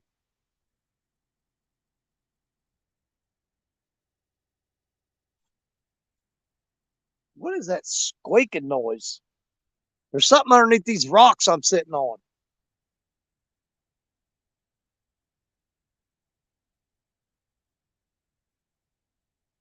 What the crap is that?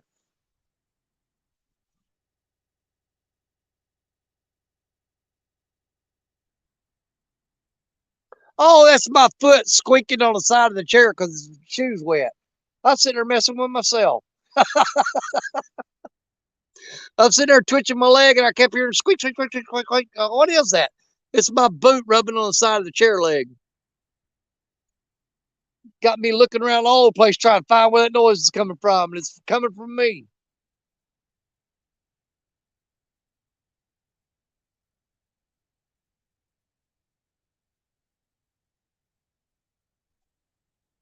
Shakalaka, let's go, Rod. Somebody catch something. Somebody catch a fish.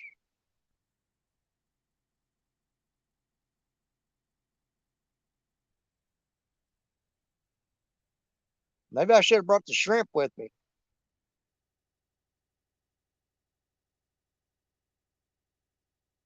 That's what I should have, could have, would have done. Bring the shrimp. What time we got? 3:42.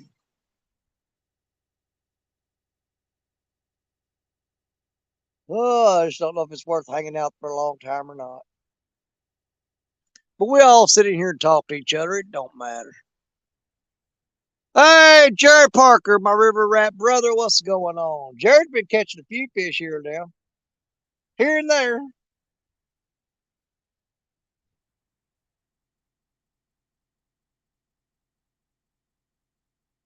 Let's see if that's a bite or not. Is that a bite? I don't know. I don't think it is.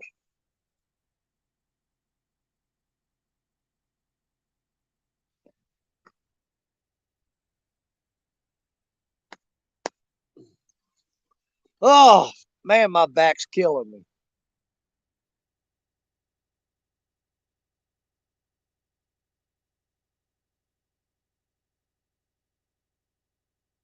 Yeah, we'll try to give it another hour anyway. I dread reeling them rods up checking the bait. I know every one of them's hung up in the rocks. I got no doubt about it.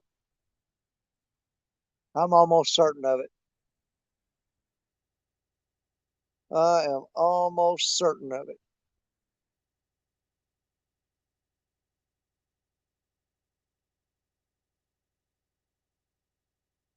Just let them sit.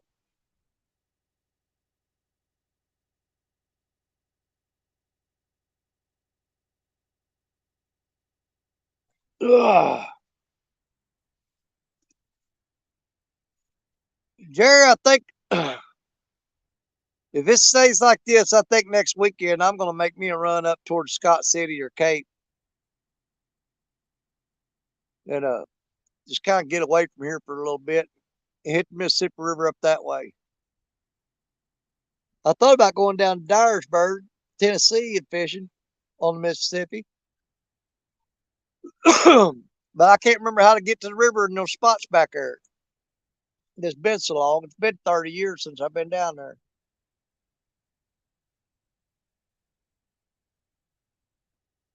Can't remember how to get down there.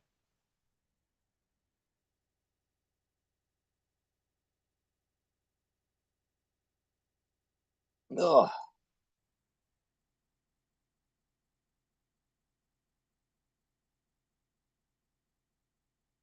Boy, I tell you what, if them fish was as hungry as I am right now, they'd eat everything I threw out there.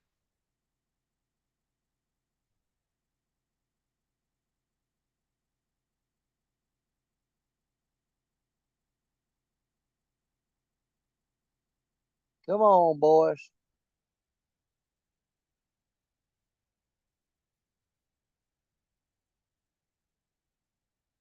We still got to struggle through July anyway.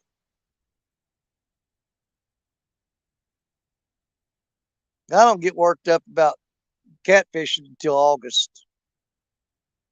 August is when I get probably the most confident about what's going to happen. I love fishing in August.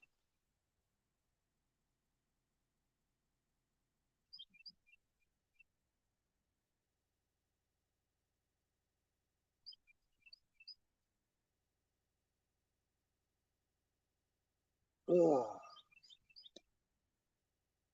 good Lord. Come on, eat something. I got a buffet of variety out there. David Hughes, I don't know if I said hello to you or not. Hey, David.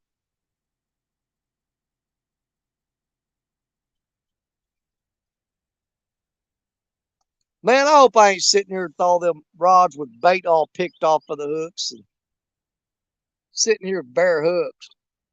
I could be, I don't know. Scared to reel them in. I don't want to lose the rigs.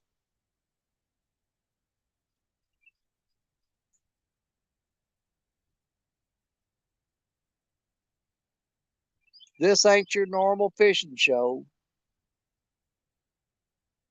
Whoa, that's a big old striper just popped top water out there.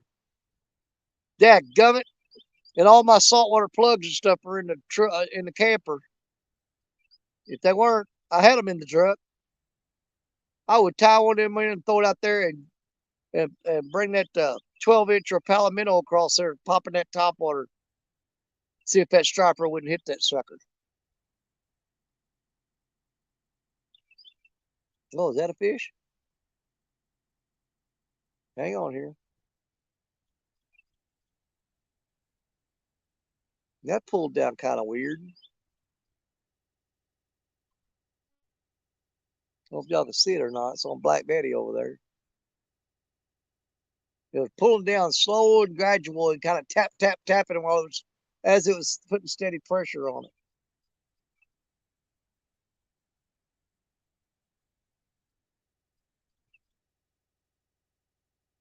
Not sure what's going on there. Hell, it could just be a current shift. I don't know.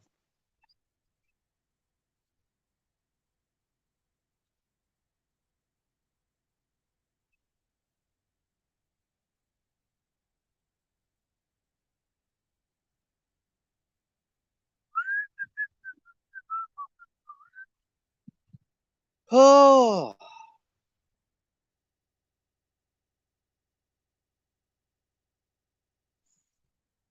that Captain Morgan in here? I don't know if I see the Captain Morgan or not. Everything I've been catching lately, Danny, has been deep and in current. Well, all my deep spots are out of the current. All my current's pretty much shallow water right now. I'm throwing out there as far as I can, Jerry.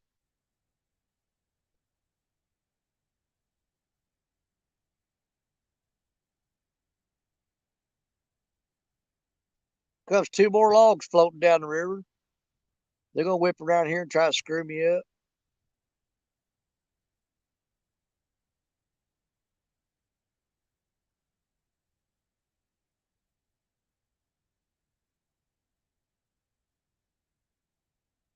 Sitting there watching these rods about like watching paint dry.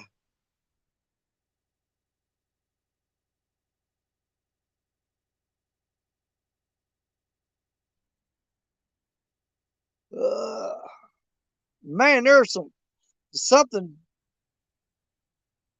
that's got the shad jumping out. I don't know if y'all can see this or not. Watch that water right there.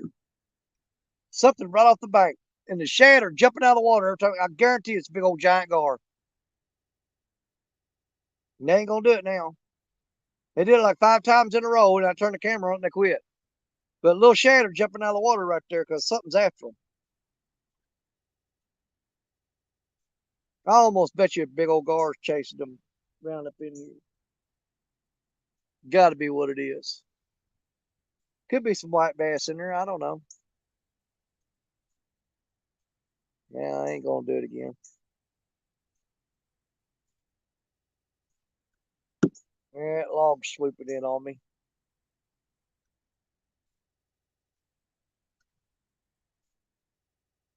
Good Lord.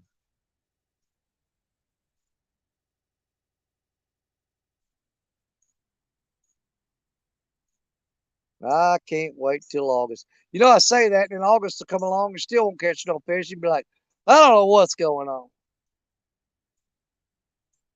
I know I'm sick of the Mississippi River drying up every year. 2 years in a row of dealing with this crap.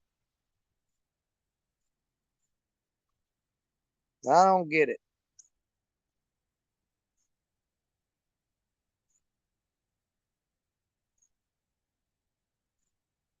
Yeah, I've been debating on getting a boat. I don't know. Just not my style.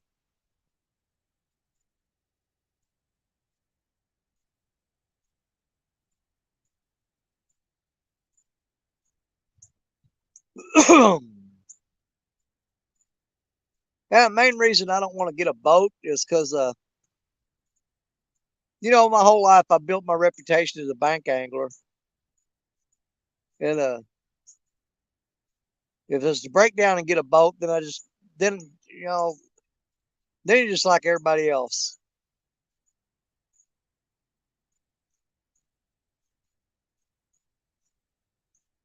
Which ain't nothing wrong with that. But bank anglers there's quite a few of them on YouTube. But I'd definitely say we are in the minority. There's far fewer bank anglers than there are boat fishermen. Got enough people in boats. They don't need my help. But it may get to the point we ain't got no option other than to. I may just go out in the backyard and fix up one of them old boats I got out there. I need to. I need to fix them or sell them. I need to do one or the other. Get rid of them. Get them where I can use them or get rid of them. One or two choices.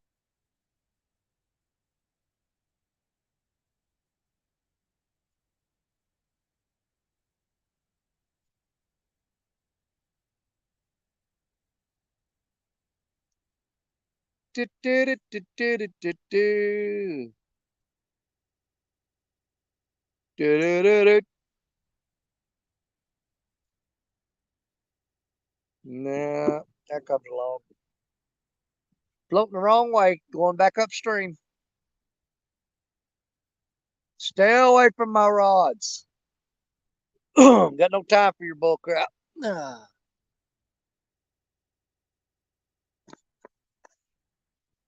Well, Jerry, that's what I always did. Even I've got 2 boats right now that I need to get the motors fixed on. All I ever used those boats for was to get to a different spot on the bank. That's all I ever used them for.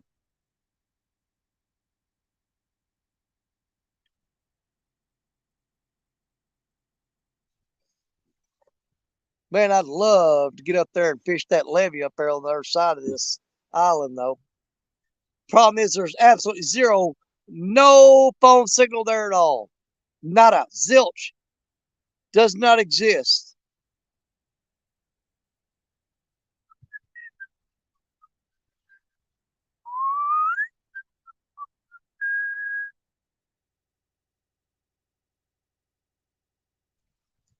Or for to try chucking that ladyfish on that mad cat's rod.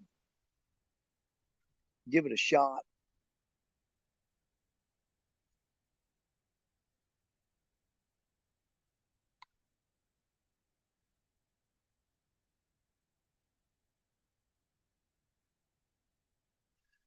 Yeah, take my bait out of the deep. Yeah, because well, I would love to. I'd love to throw in that shallow water right there, but so far I've been seeing gar just their tails coming up out of the water all over the place,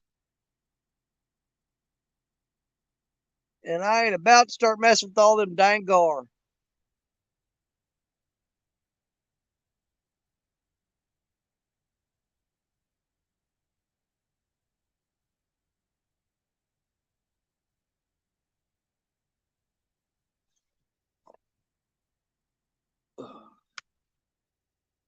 I'm gonna randomly pick a rod here in a minute and see if I can reel it in without it getting tangled up and check the bait on it though. But I'm really thinking I'm gonna go with that yellow mad cat's rod. I'm gonna reel it up and check it. It had a live bluegill on it. I don't think anything's hit that rod yet. I don't recall anything hitting it. I got a bite on Black Betty. I got a bite on the purple Uncle Lou rod. And I think that's it.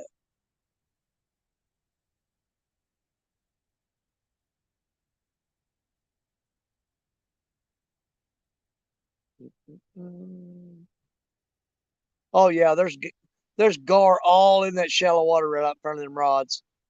You see them swimming, their tails come out of the water. There's 1,000 gar right there.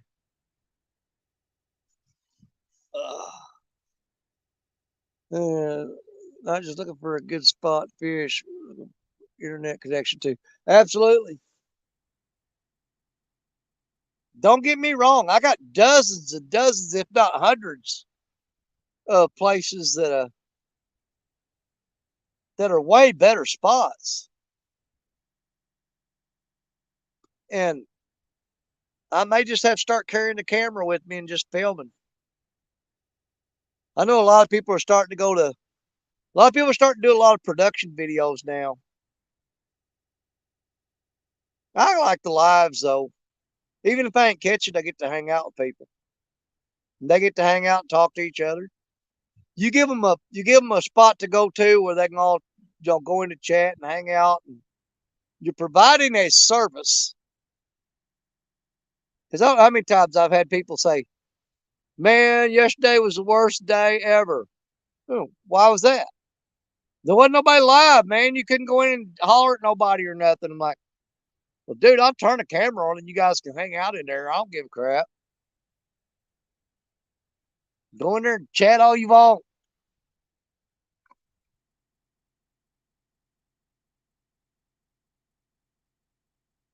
I know, NJ. I mean, it does suck. I mean, you want to catch something.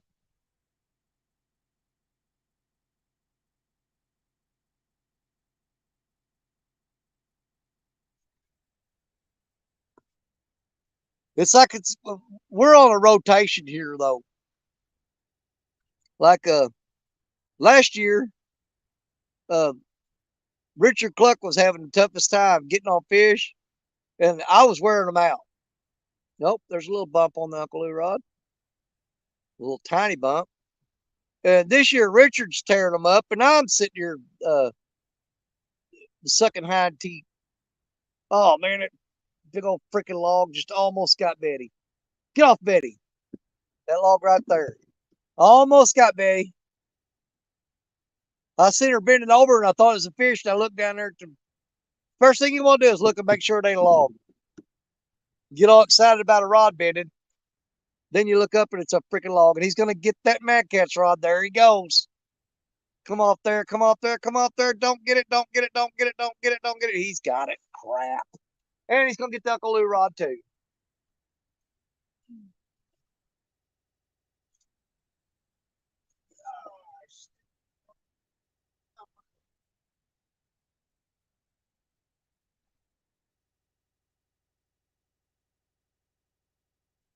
going to lose both these reeds.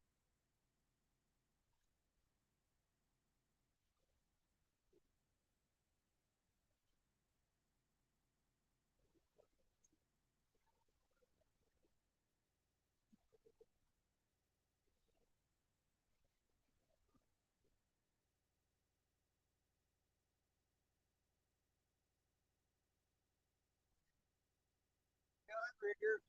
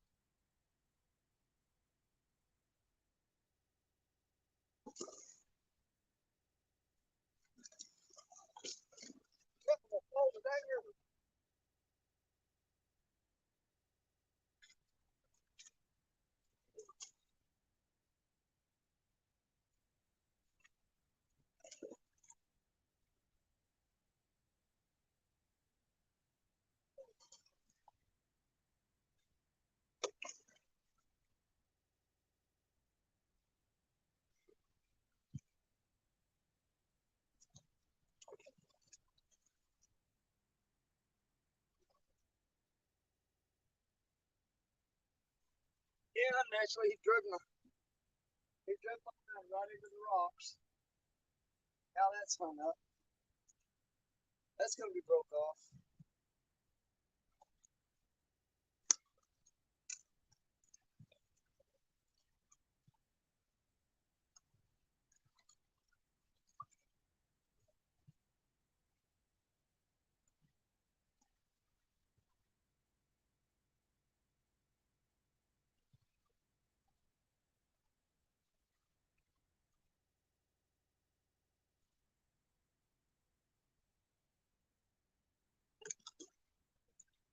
Ugh. That's why I hate fishing these rocks. Oh, oh, that hurt. Because then I'm going to have to sit here a minute.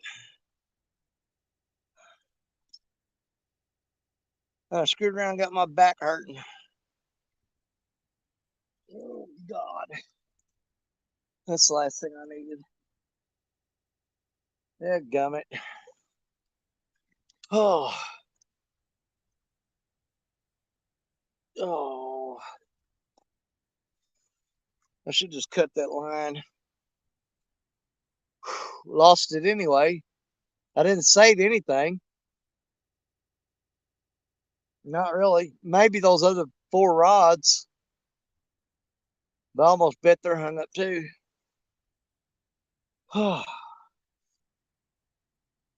Let's see what I got in here for gear.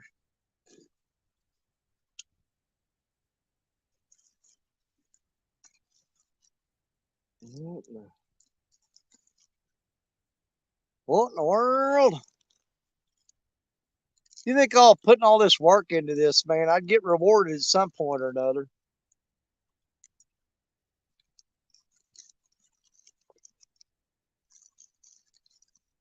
Don't they say hard work always pays off? Well, I'm beginning to wonder.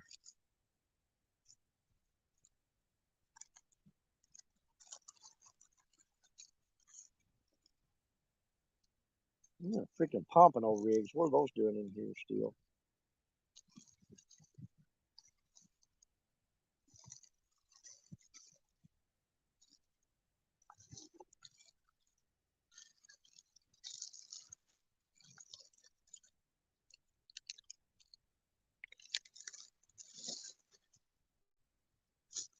No, baby.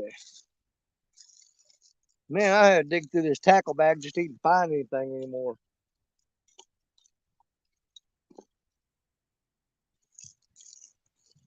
I know I got some daggum swivels around here somewhere. Surely to God I do.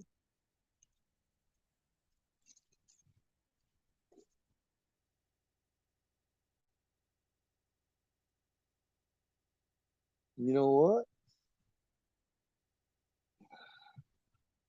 That right there will work. I can use that. That'll work. Let's tie it on there. Oh, nice well. Come here, fishing line. Let's get you tied up again. 217. What's up, little brother?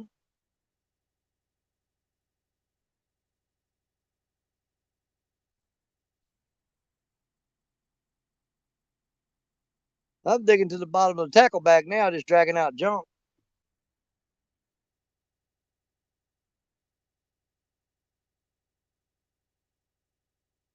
There's something else I got to do this week. I got to go through and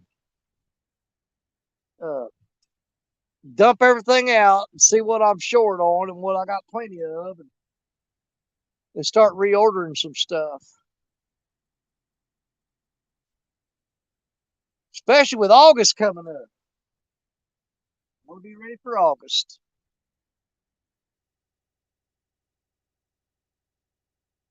But we'll be all right. Just hanging out work and wishing us fishing. Well, you ain't missing nothing here, buddy. I'll tell you that right now. I'm fishing, wishing I was catching.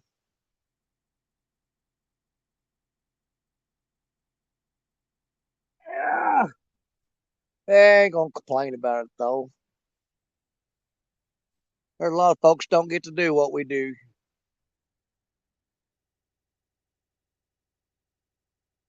Every time I start griping about sitting out here and not catching fish, I'm worried about, oh no, I'm not catching anything. People aren't gonna want to watch me. Oh well, you know, your real friends hang out with you no matter what.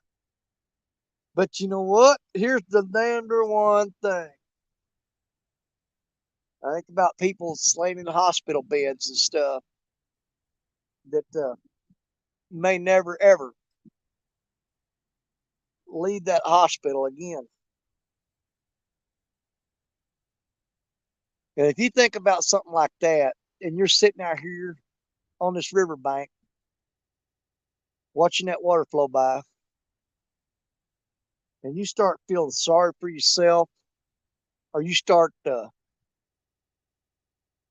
griping and complaining after thinking about something like that, you're a pretty sorry individual in my book. Because there's a whole lot of people that would just give anything to be sitting where you're at and not catching fish. Got to be thankful for that. And all we can do is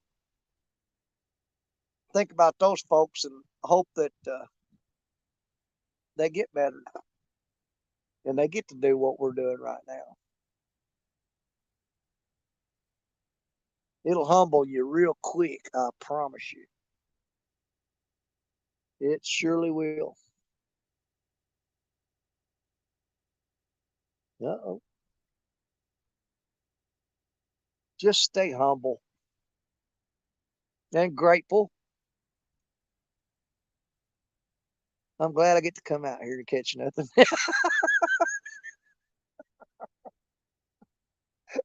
I know it sounds stupid to say, but but I, I've got more than a lot of people have got right now, and so I'll take it. I'll take it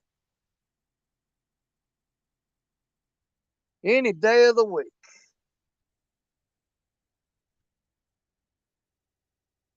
And if there's anybody out there watching that's might be laid up in the hospital and don't know if they'll ever get to come out or not, I hope you do. I hope you do get to go out. I hope you get to come out here sit there on the bank like I'm doing right now and just enjoy that time. Well, we got that rig tied up. Let's make a decision. What kind of bait do we want to put on here? Do we want to go back with the bluegill or want to try some more of that saltwater crap? Decisions. It's a tough one. Greg, I know you're older than me, man. Yeah, you'd be 70 in November. Greg, hey, when's your birthday in November, man? My birthday's November 28th. Man, I just knew we had something else in common there. We was born the same dang month. Well, let's check this out. Man, I gotta figure out what kind of bait I want to put on here. What do I want to do? You know what? Let's throw a piece of that ladyfish on here. What the crap? Since Look Lady popped up there, let's throw some ladyfish on. Let's do that. A chunk of ladyfish.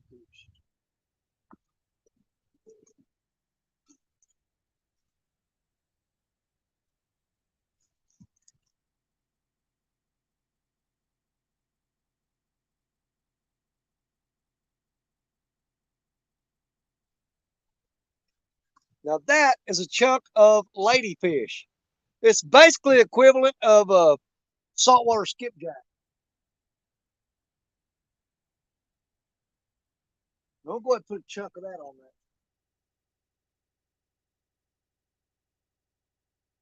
It's got a little tougher skin on it. It smells like salt water too. Let's just see if anything will eat it.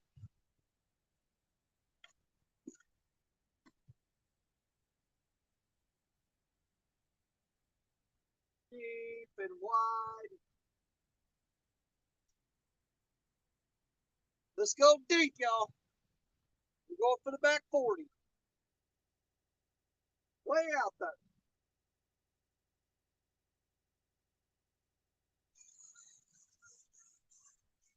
Oh, that's out further than the other rod we got out.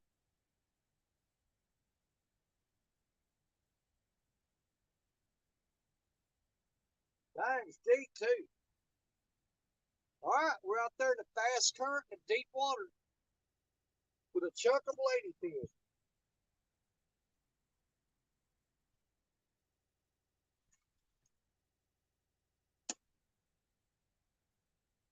Let's see if anything wants to eat it.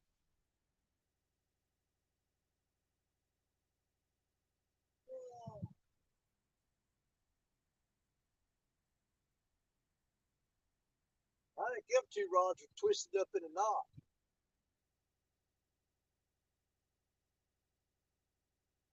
Have to wait and see. Maybe they are, maybe they ain't. All right. Have you ever used ribbon fish? No, I haven't. Tried ribbon fish. Never even. I've heard of them. Never seen one. 26. I'll be 60. Really, David Hughes, your birthday's 2 days before mine. Let me back up. When did Art and Adventure with Tasha? Hey, Tasha, welcome in.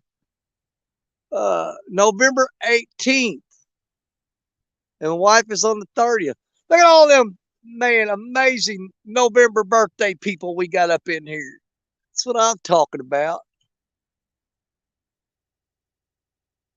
Yep, mine is on my birthday's on the 28th, and I'll only be 58 years old. So you guys actually got a few years on me. So you got to know what I'm talking about. But every time I go to the doctor, though, they're always on me. They said, "Man, you have literally just the way you've lived your life, uh, just rough and tumble." He said, "You've torn yourself to pieces, man." It's I've got pins and rods and screws and plates and stuff in every bone in my left leg is just completely rebuilt from scrap. I've got crap all in my back and my shoulders.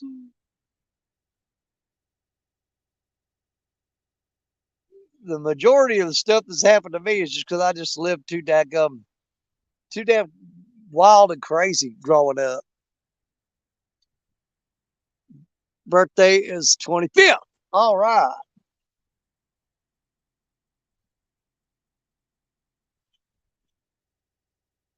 Now, if y'all can see the size of that dead fish floating right down there, man, that thing's freaking huge. That is a monster fish floating dead. Thing's blown up like a football, too. That thing's freaking huge.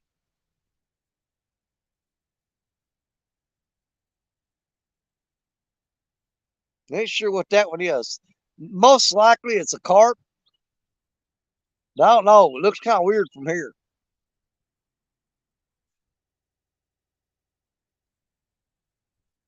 That's right. We're worth more. Hey, I got some. Hey, they said titanium ain't cheap, man. I got a ton of titanium in my left leg.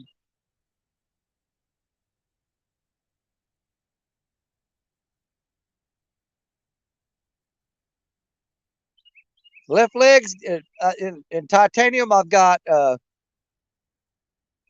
a rod, 3 pins, a plate, and 4 screws in my left leg.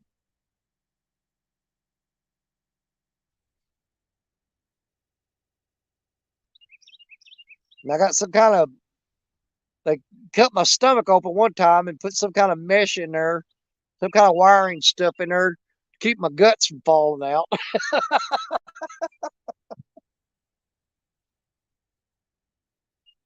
Well, that mad catch rod's caught in that current, boy, and it is pulling downstream hard. I threw it way out there in that deep, fast current, and it's grabbing it and pulling it. It'll find a happy spot in a minute and settle down.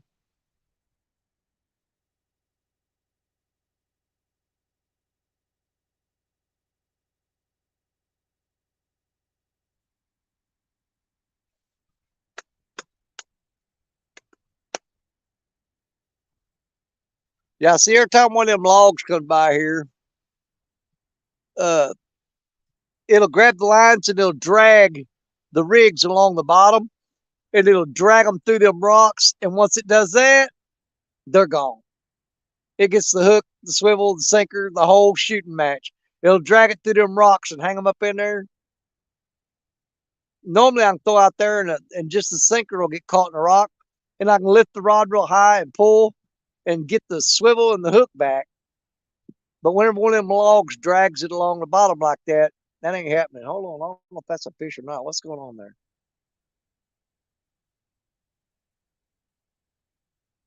I know it's bending over because it's in that fast current, but it's bouncing. Let's wait and see if that turns into anything or not. He said, you got 100K in my back that ain't counting the doctor bills. I know, dude. Uh, if it, thank God, uh, that, being a veteran has saved me so much money in hospital bills. I mean, you can say what you will about the VA hospital. A lot of people don't like the VA hospital. But I tell you what, you go to a regular hospital and you start trying to figure out how you're going to pay them bills, you appreciate that veteran hospital then.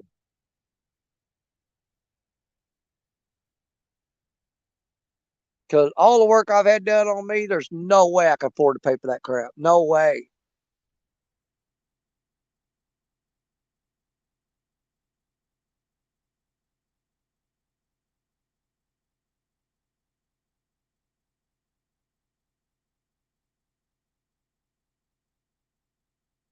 I've got that Uncle Lou rod the way down there, the furthest rod away. I've got it thrown up in them shallow rocks, and uh, I was hoping something would come along them rocks and pick that up. I got a chunk of ladyfish on that one too.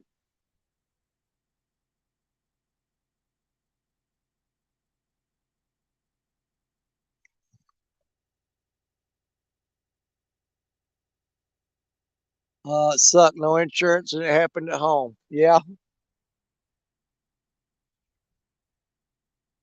man, I'm telling you, these day and times, you could be, I mean, you could be having a good job, have a little money in the bank, and be fairly well off, you know, and be in good shape, be living comfortable.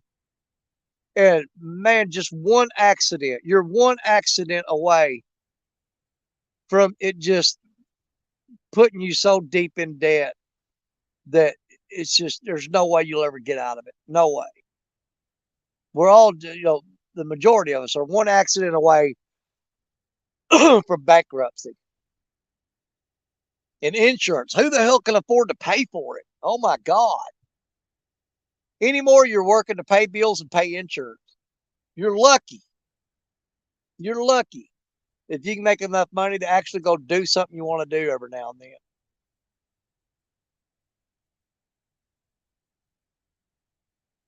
I mean, we have to save.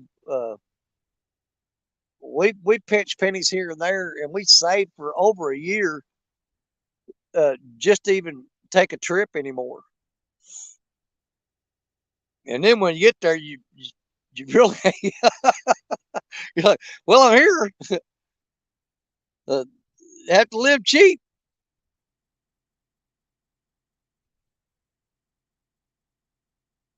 but you just make the most out of it. What kind of fish are we fishing for? Well, we're targeting catfish, but I'll take anything that'll bite. Oh, they want to bump on Betty. That was a nice little tap. Come on, cotton picker. Quit playing with my emotions. Betty just got a nice little tap on her. That looks like a gar bite, though, to me. I just don't know. I might have should have thrown a live bluegill on that yellow rod while I threw it out there. Might have been better off. Let's see. Somehow, with a medical card, you can get medical care where they want, but a veteran has to go to VA to get the health care they earn. That's true. And here's the thing. I don't know. It's a touchy subject. Um, we're all have to help each other. That's there's no doubt about that, and it and it's fine. It's the way it should be. But there are people out there that are perfectly capable of working. Okay, yeah, you might have a little something wrong with you that makes your life uncomfortable. A little pain here and there. I go through pain every day. Every morning when I get up, I have to wonder if I'm even gonna be able to stand up and walk to work. But I managed to force myself to do it.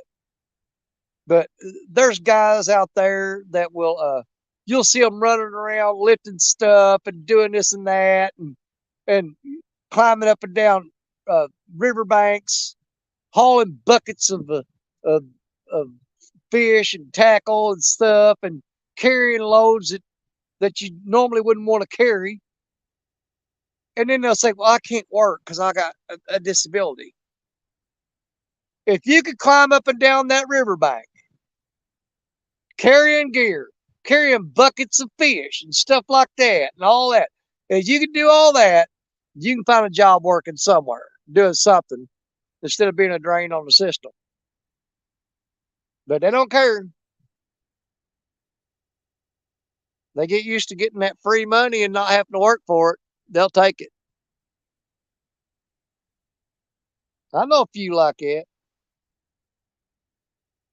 Don't do nothing for nothing and do whatever they want whenever they want because everybody else is paying for it. Yeah, I know a couple of them like that. And there's absolutely no reason in the world they couldn't have a job. I've seen people in wheelchairs, legs cut off working jobs and outwork guys that's got two legs and two arms and perfectly capable of doing more than they can, but they won't. Nothing wrong with having a disability and not being able to work. I get it. but there's a lot of people that milk a disability that there's jobs out there they can do instead of just you know grabbing for whatever they can get for free. Piscator Outdoors. Hey, I watched your video a while ago of with the band-aids and the peroxide and the diagonal cutting pliers and how to get a hook out and all that. I was actually watching that while I was driving over to the river. Yes, some good information on there, buddy. Great video. If you guys ain't seen that yet, go check that out. He did a really cool video a while ago, a live stream showing first aid and stuff,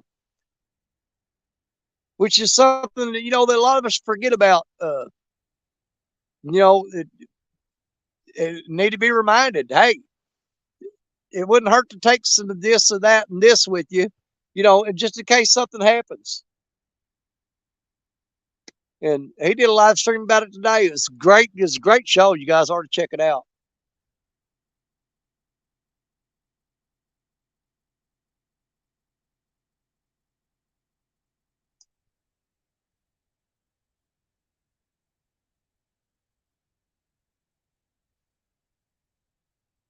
I had to name off pretty much everything he talked about so he knowed I wasn't bullcrapping him.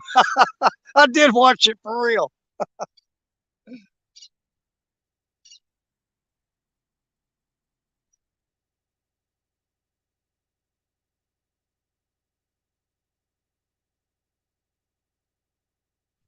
I'll have to go back and hit the thumbs up on it though, because I had the phone hanging from the mirror and I was just watching as I was going down the road. Well, okay, I was listening while I was going down the road. I wasn't watching. That'd be dangerous.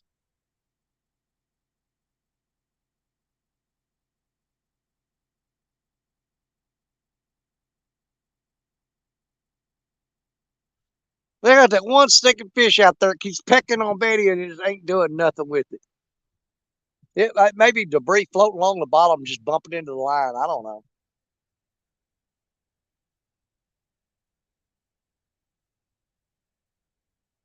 Time we got 4:26.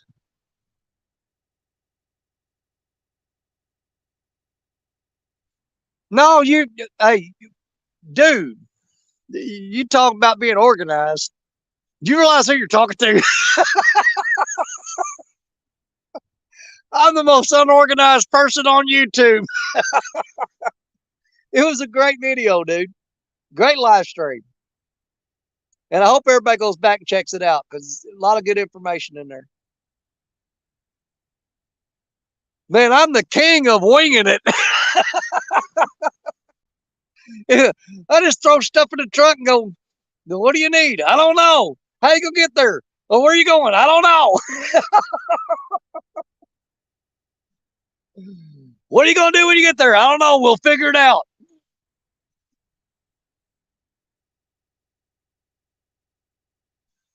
I don't think I've ever left the house knowing where I was going on the river.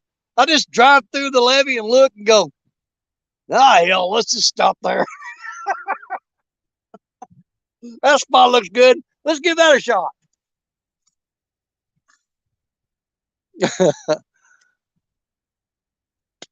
We went live last night, caught 2 flatheads. I'm trying to figure out. I think I hit the bed pretty early last night. After we drove all day. We got up early yesterday morning in Columbus, Mississippi, and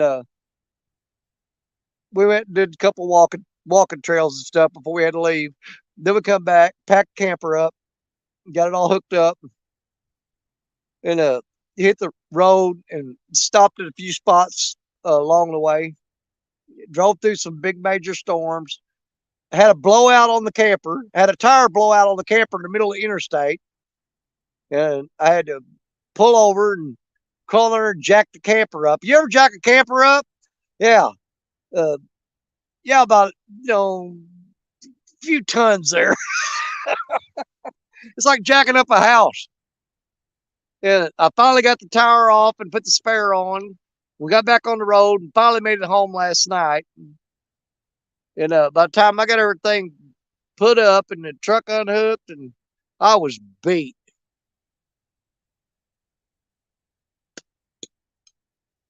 And those days I picked up a few tips. Yeah.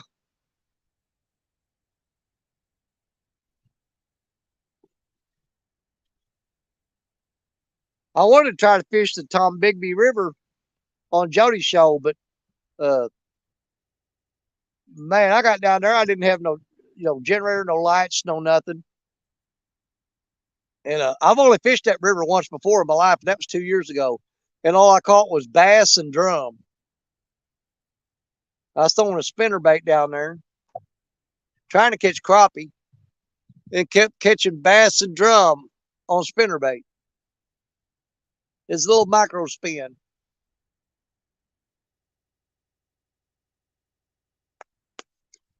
Oh, let's see what time it is. 4:30.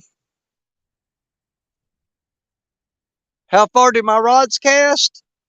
Well, that 16-foot long one right there, if I put the right weight on it, I can get it out there about 120 yards. Another log's getting caught on that mad catch rod. Come off there. Good God. Stick's caught on it. Well, that rig's going to be lost. It's going to be hung up in the rocks. Every time a log comes by and gets hung up on there, it does that. It'll drag that bait along the bottom until it gets hung up in all that trash on the bottom. No, it popped off there, thank God. Sometimes it'll spin around and get off there by itself. I don't know if y'all can see all that debris floating around out there. That stuff's just playing havoc with my rods right now.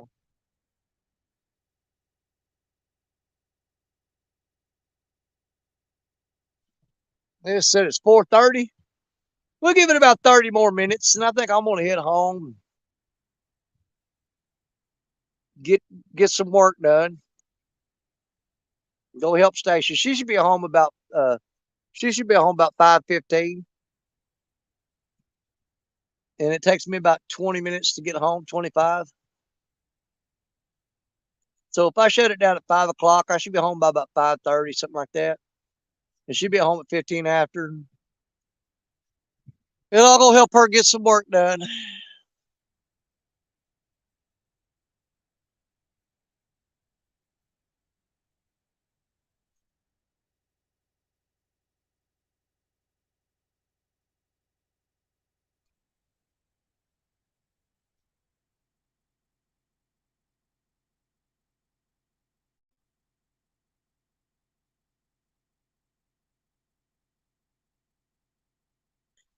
You got to get maximum distance out of that rod right there. Um, the best I've done on it, believe it or not, is with now this is just trying to cast it, see how far I can get. I put a 6-ounce weight on there with no hook and no bait, just a weight. And you do what they call it's called a pendulum swing, a pendulum cast, and you got to work. You work that rod back and forth behind you, and you load it up, and you pull down with your left hand and push up with your right, and you catapult that. You load that rod up and catapult that weight straight out, and you would not believe how far you can get that thing to throw. It's man, it's amazing. You load up that 16-foot rod with all that spring action in it, and you a 6-ounce weight, and you're doing a pendulum swing on it, and then whip it, pulling down with your left hand and push it up with your right, and you load that rod, and you got both your hands pushing up and down at the same time and springing that and catapulting that. Now I've done that with other rods and snapped them. It'd be too much for the rod. It'll load it up and snap the rod. Whoa! It would a giant buffalo just jumped out the water. Pendulum swing like a pendulum do. John knows what I'm talking about, man. He does that. He does down there that saltwater stuff. You see them big long rods.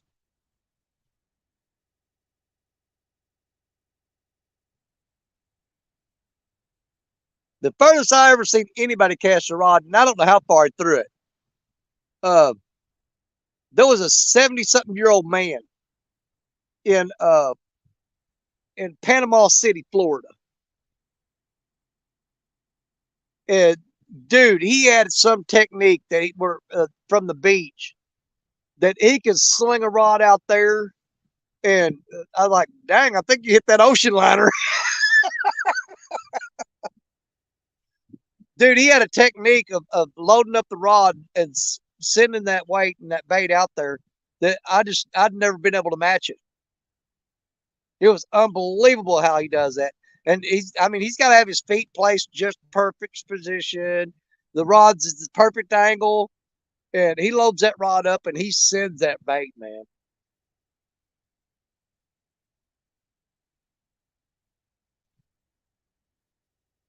I'll tell you one of the top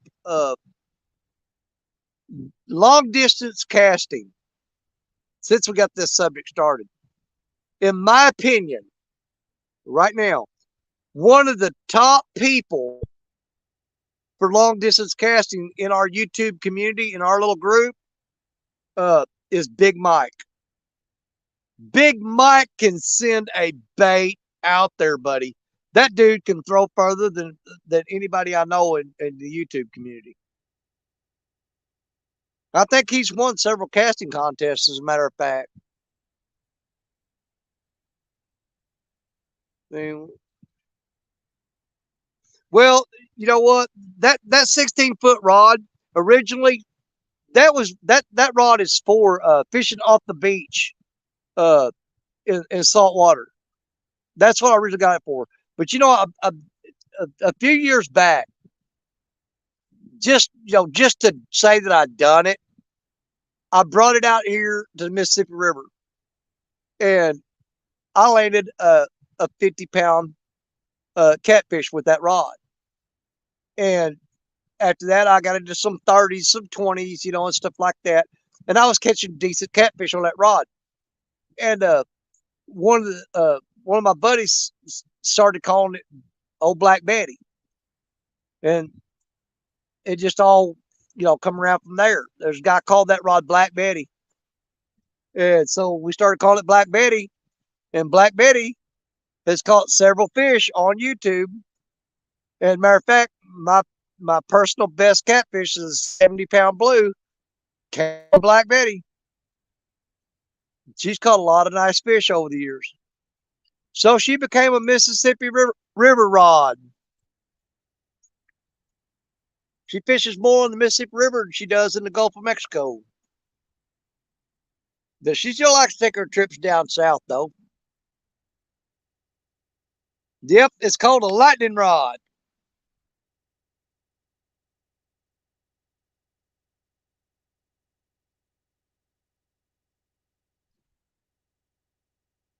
One of the hardest things to do with that rod is fish off of a boat, though. One lake I fish is small. That 16-foot rod will probably cast that across there. Oh yeah. See, I can't fish the small ditches and stuff around here. The small tributaries. I can't throw across, cast across because I'll hit the other bank. Anytime I use that rod in any of the smaller creeks or channels around here, I had to cast downstream. That's the only way I can even use her on those smaller creeks.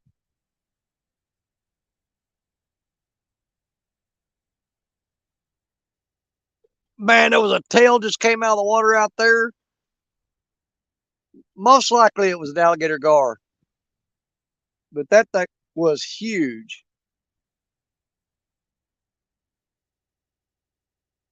I wouldn't mind right now if that thing got a hold of it. I got the hiccups. I swallowed too much tobacco juice. It's popping some lightning right now. I got out there just in time, dude. We actually we only had rain one time this week in Florida when I was down there. It rained one day, and it poured all night long. But morning come up, and it was gone as fast as it came. Went back to being hot.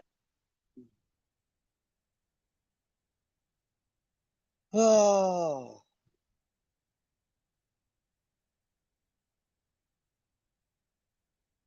I'd love to sit over here till about dark, but I got to be responsible. I can't let my wife do all that work. Yeah, I need to walk up truck and get me a bottle of water. I'll get rid of these hiccups. I sure ain't drinking that river water. That'll kill you. What the crap is that? Look, I'm still waves. Dude, there was something right there. Big just came up. That was massive, right off the bank, right off the shoreline. I already chunk a rod right there. But I know I'm going to just lose the line. Really ain't no point in it. I'm just going to lose the hook and rig.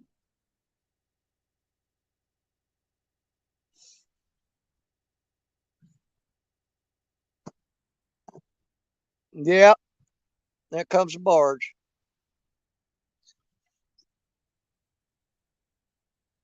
Now, if he comes down here and hits a ton of logs on me, there's no point in sticking around anyway. All I'm doing is giving away hooks and stuff. Just giving hooks to the river is all I'm doing.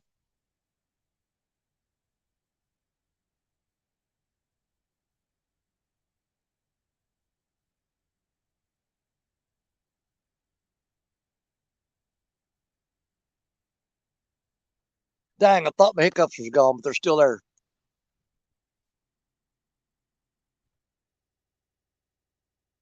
That's one of the most irritating things in the world is a daggum hiccup.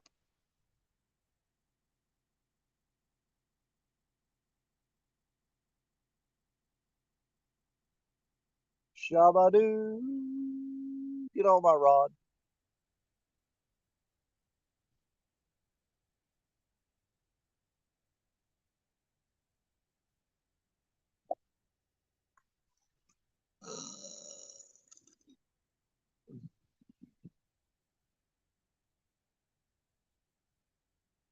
I gotta get these wet boots off too. I waited out there in that river. My boots are full of water. I can feel my feet turning into prunes. Oh, Benny just got bumped again. It's just little taps on that live bluegill. They're just grabbing it and letting go of it. Little taps, all it was. Little bump. Come on. I always see him grab it and keep it. Take it home with you, fish. Grab that bait and take it home.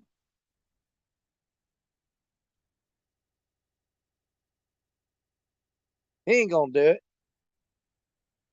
He's just being ornery. Ain't no point in being like that.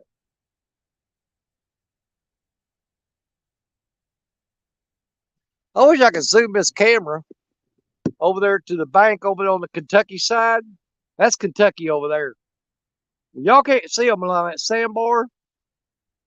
There are literally dozens and dozens of deer standing on that sandbar down through there.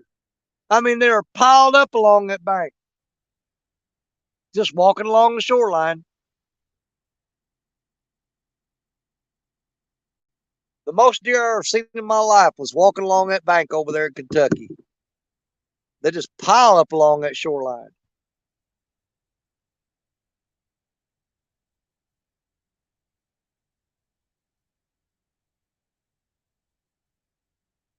Yeah, a lot of these big tail flips and stuff. Trade your flip flops for boots. It's cold anymore. Yeah. Oh, I wouldn't walk down through here in flip flops. Good God, dude. There's a. Let's see if I can find some of them. You got to be careful stepping around here because oh, this wire. That's wire. Oh, this stuff is sticking up. That wire like that is sticking up all out of the back here at sharp points. If you fall on that, it's going right through you. But all these concrete slabs that got that wire running through them is tying them all together. That stuff is everywhere. and it will mess you up. I was down here fishing with one of my brothers back when we were kids, and he fell down the bank, and a piece of that wire went through his calf and come out the other side. And we had to go get some bolt cutters and cut the wire loose to get him to the hospital because we didn't want to pull that wire out. He was basically stapled to a slab of concrete. But we just cut the wire with a pair of bolt cutters and threw him in the back of the truck and took him to the hospital.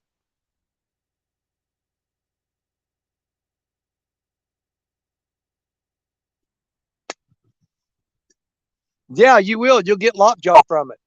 All he had to get, uh, they took him in there and x-rayed his leg and everything. And I think they wound up just jerking that wire out and giving him a penicillin, not penicillin, tetanus shot. He had to get tetanus shot. But man, it was so cool. That wire went in one side of his calf and was popped out the other side. It hit the bone. When it threw it and deflected off the bone, it kind of bent the wire a little bit and popped out the other side of his leg. We were sitting there going, "Oh wow, that's freaking cool, man! That is just looks like so gross."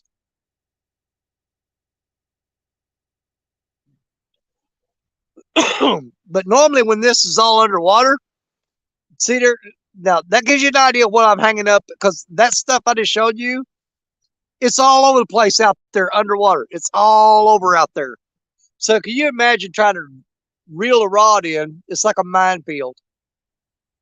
There's just so much stuff to get hung up on out there. But a lot of people try to fish it because here's the thing. There's some big giant catfish out there hiding in that crap. They're hard to get in though. You just get lucky every now and then. If you can get him up off the bottom and get him away from that stuff, that I've lost a lot of them just ripping the hook out of their mouth because you can't let them get to the bottom. You've got to put pressure on them and keep them up. Get them away from the bottom. That's the only shot you got at getting them in. I've had people watch me fishing here before, and they'd say, "Oh my God, dude, you had that drag too tight. You were horsing that fish." I'm like, "Listen, you don't get it. If I don't, and he gets to the bottom, you're not getting him in anyway. The only shot you got is to put the power on him. You got to get him up."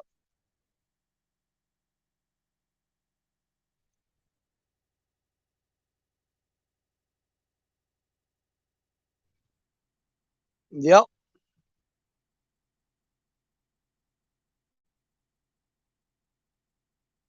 Now see that barge there. He went on the outside bend, so he's not gonna mess us up too bad. He's cruising along downstream, just taking his time, just putting down through there, and he won't throw a lot of waves on us. Now the ones going upstream, they wreak havoc on you. They tear you a new one. They just throw all kinds of crap everywhere.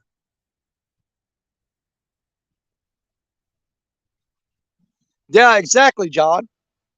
If they dive down in that grass, there's roots down there and stuff, and they go around that about 3 times. Yeah, you're pulling in a bushel basket of cabbage. You got to put the hoodoo on them. You got to put the hoodoo pookie on them and get them up off the bottom. Time is it 4:48?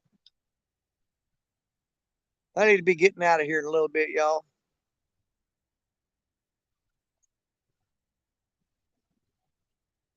It ain't looking too good for us catching a fish today. It ain't looking too good at all. Just don't think it's going to happen. But I'm glad we got to come down here and hang out with y'all, though. I enjoyed it. I tried to pay a little bit more attention to chat today. Oh, John's ball busted on you?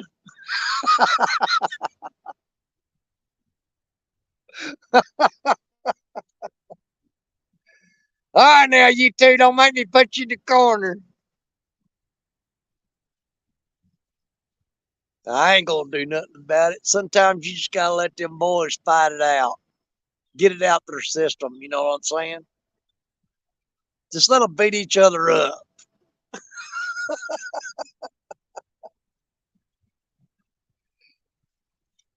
9 times out of 10, they'll come out of it and just go buy each other a beer and sit there and have a good old time. Right after they beat the living crap out of each other. That's the way we was raised. You had a problem, go out there and you beat the snot out of each other. Whoever won, picked the loser up, took him in the bar, and bought him a beer. Them was the good old days. It was about respect. Just because you just beat the hell out of somebody didn't mean that you had, just absolutely didn't have any kind of sympathy for them.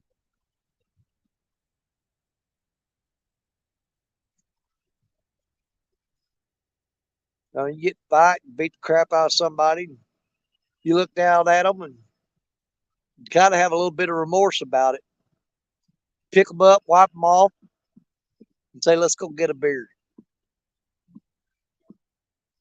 That's the way we used to do it. You don't see that much anymore.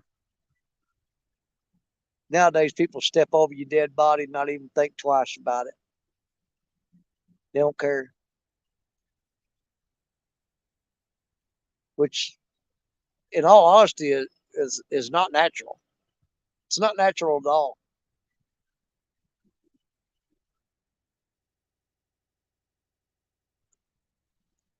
It's perfectly natural to have sympathy toward your fellow man. Feel bad for them whenever stuff. Nowadays, nah, that live and let die, pretty much. It's getting to be that's the rule of thumb. But it's up to a lot of us to make sure that the old ways don't go away.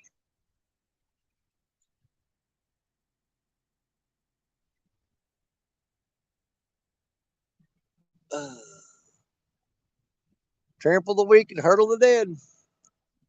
Uh, Greg Burgess. Hello, Danny. I enjoyed you watching you catch nothing. Hey, man, come on back. I do it a lot.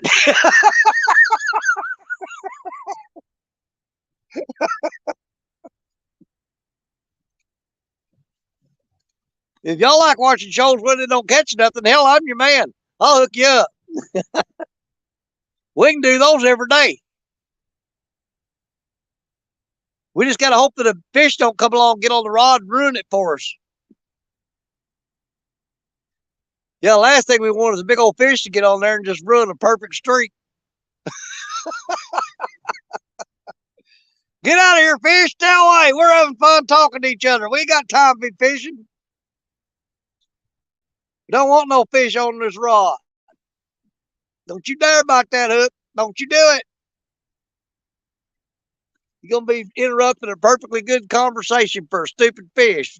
Just leave the baits alone. Don't be messing with them. Ain't got time for your crap. I was trying to reverse psychology. That ain't working. I was sitting thinking to myself the whole time, I was like, how cool would it be if one of them rods just bent over right now? I'm like, well, that didn't work. Hey, we gave it a shot anyway.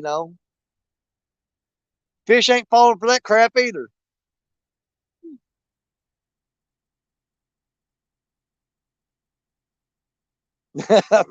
You see all the guys on the shows, you know, Chris from Hooks and Hammocks and all, J Dog and all them. Fishy, come here, fishy. Get out of here. I try to reverse psychology on them.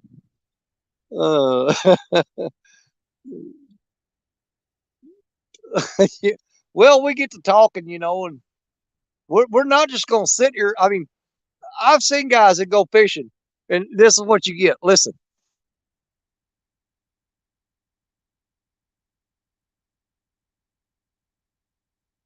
And they can do that for hours. And I'm like, I can't take it. Y'all don't know how much it killed me to sit there and be quiet that long. My head almost blew up. I was sitting there going, how long do I got to do this to make my point? And I'm like, crap. Oh my God.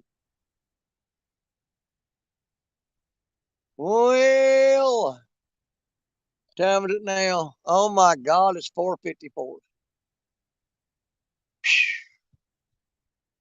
Well, fish, you let us down again.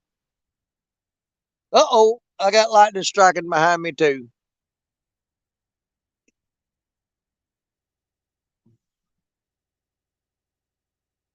They said there's storms supposed to roll in this late this evening.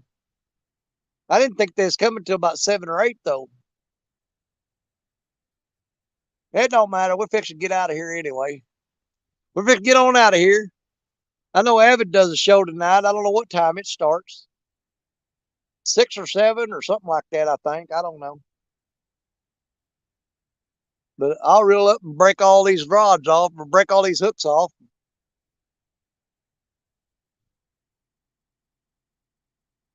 We'll see what we can do. We'll ride these last few minutes out together, though, like we always do.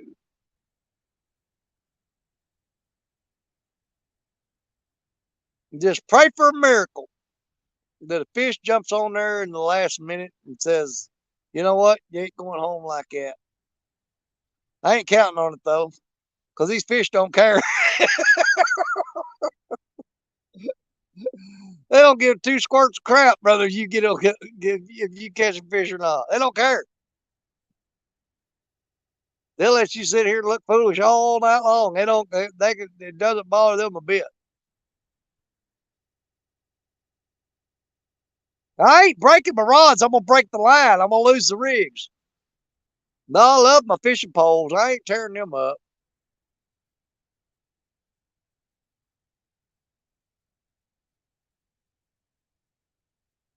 That's one of the hardest decisions I have to make every day is deciding which rod's gonna get to go fishing and which one's got to stay home. It's kind of like going through there and this little piggy went to market.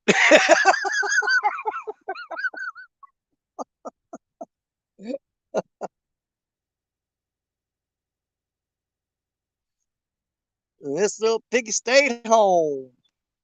And this one said, wee, wee, wee, we got a fish on. Ain't none of them said that in a while, though. No, we caught, hey, we didn't catch no big sharks in Florida, but we caught fish, man. We had fun. I got a whole freezer full of whiting to prove it. We ate whiting 2 nights ago. Stacia cooked them up, and she cooked up some. Well, she had some. She took Brussels sprouts and sprinkled them with sea salt and Parmesan, and roasted those in the oven. She made some Parmesan noodles and some. I don't know. One of the kids wanted Brussels sprouts. One of them wanted asparagus. Another one wanted fried green tomatoes. And man, she cooked up a mess of stuff. And we had all that whiting cooked up with it. That's a good meal right there.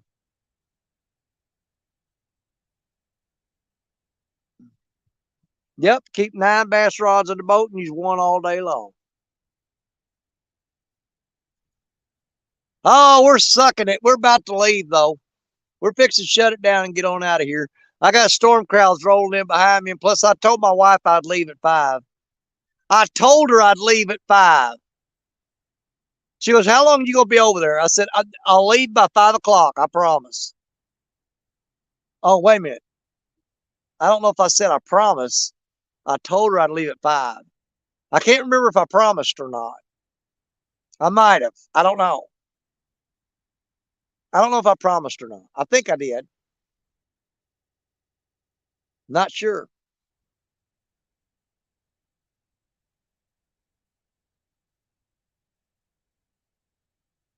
But if I'm going to leave on time, that's in about 2 minutes.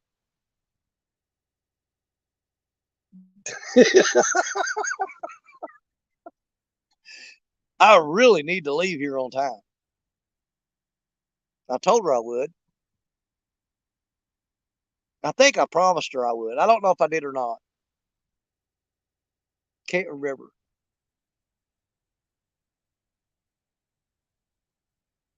Oh, Lord have mercy. Another fishless trip.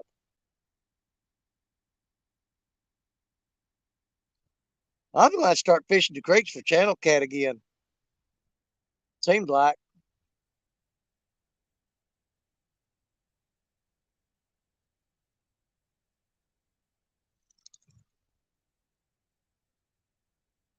No, Barge. That gum doves just buzzed my head.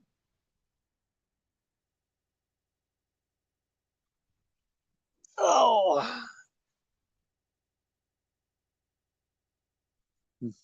No, if I pack all this crap up, I'm going to the house. I'm not carrying it back down to the river again. I picked up them 2 logs a while ago, and that's all the energy I had. It took everything I got right out of me. Plus, my feet are wet. They look like 2 prunes right now. They're puckering up. I'll get my feet dried off before the skin starts cracking on them. Get trench foot.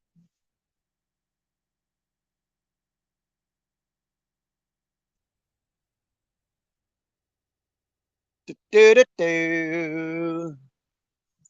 Well, it's 5 o'clock. I guess I need to do what I need to do. You missed nothing, man. We ain't caught nothing. And matter of fact, I'm fixing to leave.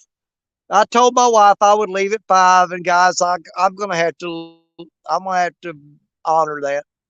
I got no choice. So let me just go ahead and do this right now. Let me turn this camera around.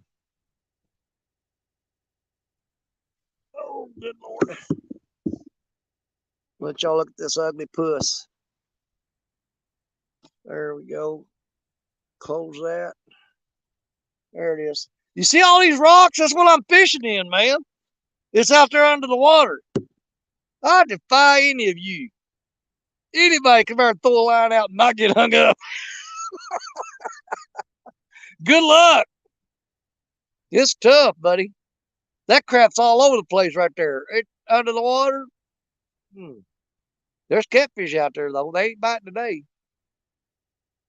But it is what it is. I enjoyed hanging out with you guys. I've been hanging out with y'all all week. Man, I can't feel bad about it. I went live twice a day, every day this week. And got to spend good quality time with my granddaughter and good quality time with y'all. I enjoyed everybody that hung out with us this week. Coda had the time of her life. She made a lot of new friends.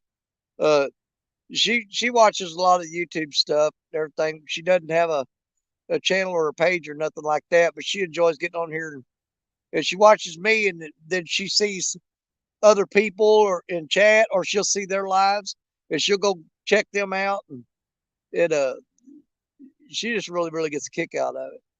But you guys made her week uh just so amazing, and I thank every one of them that did that. You know, Catfish Dog, Tim, and several of the other ones that was in there talking to her, and just I mean, it just meant a lot to me. It meant a lot to me that you guys welcomed her in like that and treated her like she was your own daughter. I mean, she's my granddaughter, and I love her to pieces.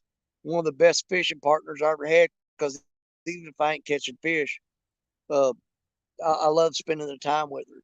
She's an amazing person, and just she fished with me the whole time she was a little kid, when she was a little bitty. Now she's becoming a young lady, and one of my biggest fears was that she wasn't going to want to hang out with me no more. But we got to do that this week, and it was just, man, it was amazing, amazing to spend that time with her and have conversations that we haven't had in a long time. And that's something that fishing does.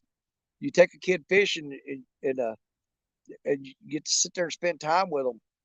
You get to find out what's going on in their life, things that you've been missing out on. Because you'd be surprised sitting on a fishing bank how much a young person will open up to you, about things that's going right in their life and about things that's going wrong. And, it's a good connection to have. And my advice to anybody out there, you know, is to try to spend that quality time with them. Uh, I've always known it, but actually getting to do it this week, it it reopened my eyes. You know what I'm saying? It reopened to what I've been missing out on with hanging out with her. So emotional, Danny. You're so emotional.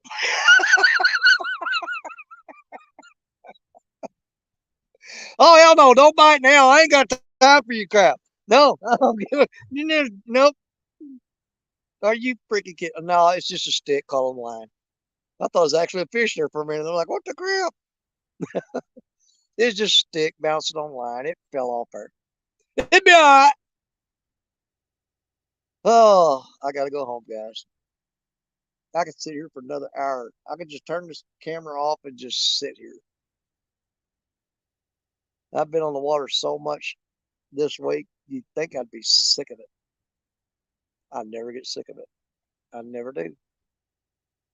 If I had me a houseboat, I'd be the happiest guy you ever seen in your life.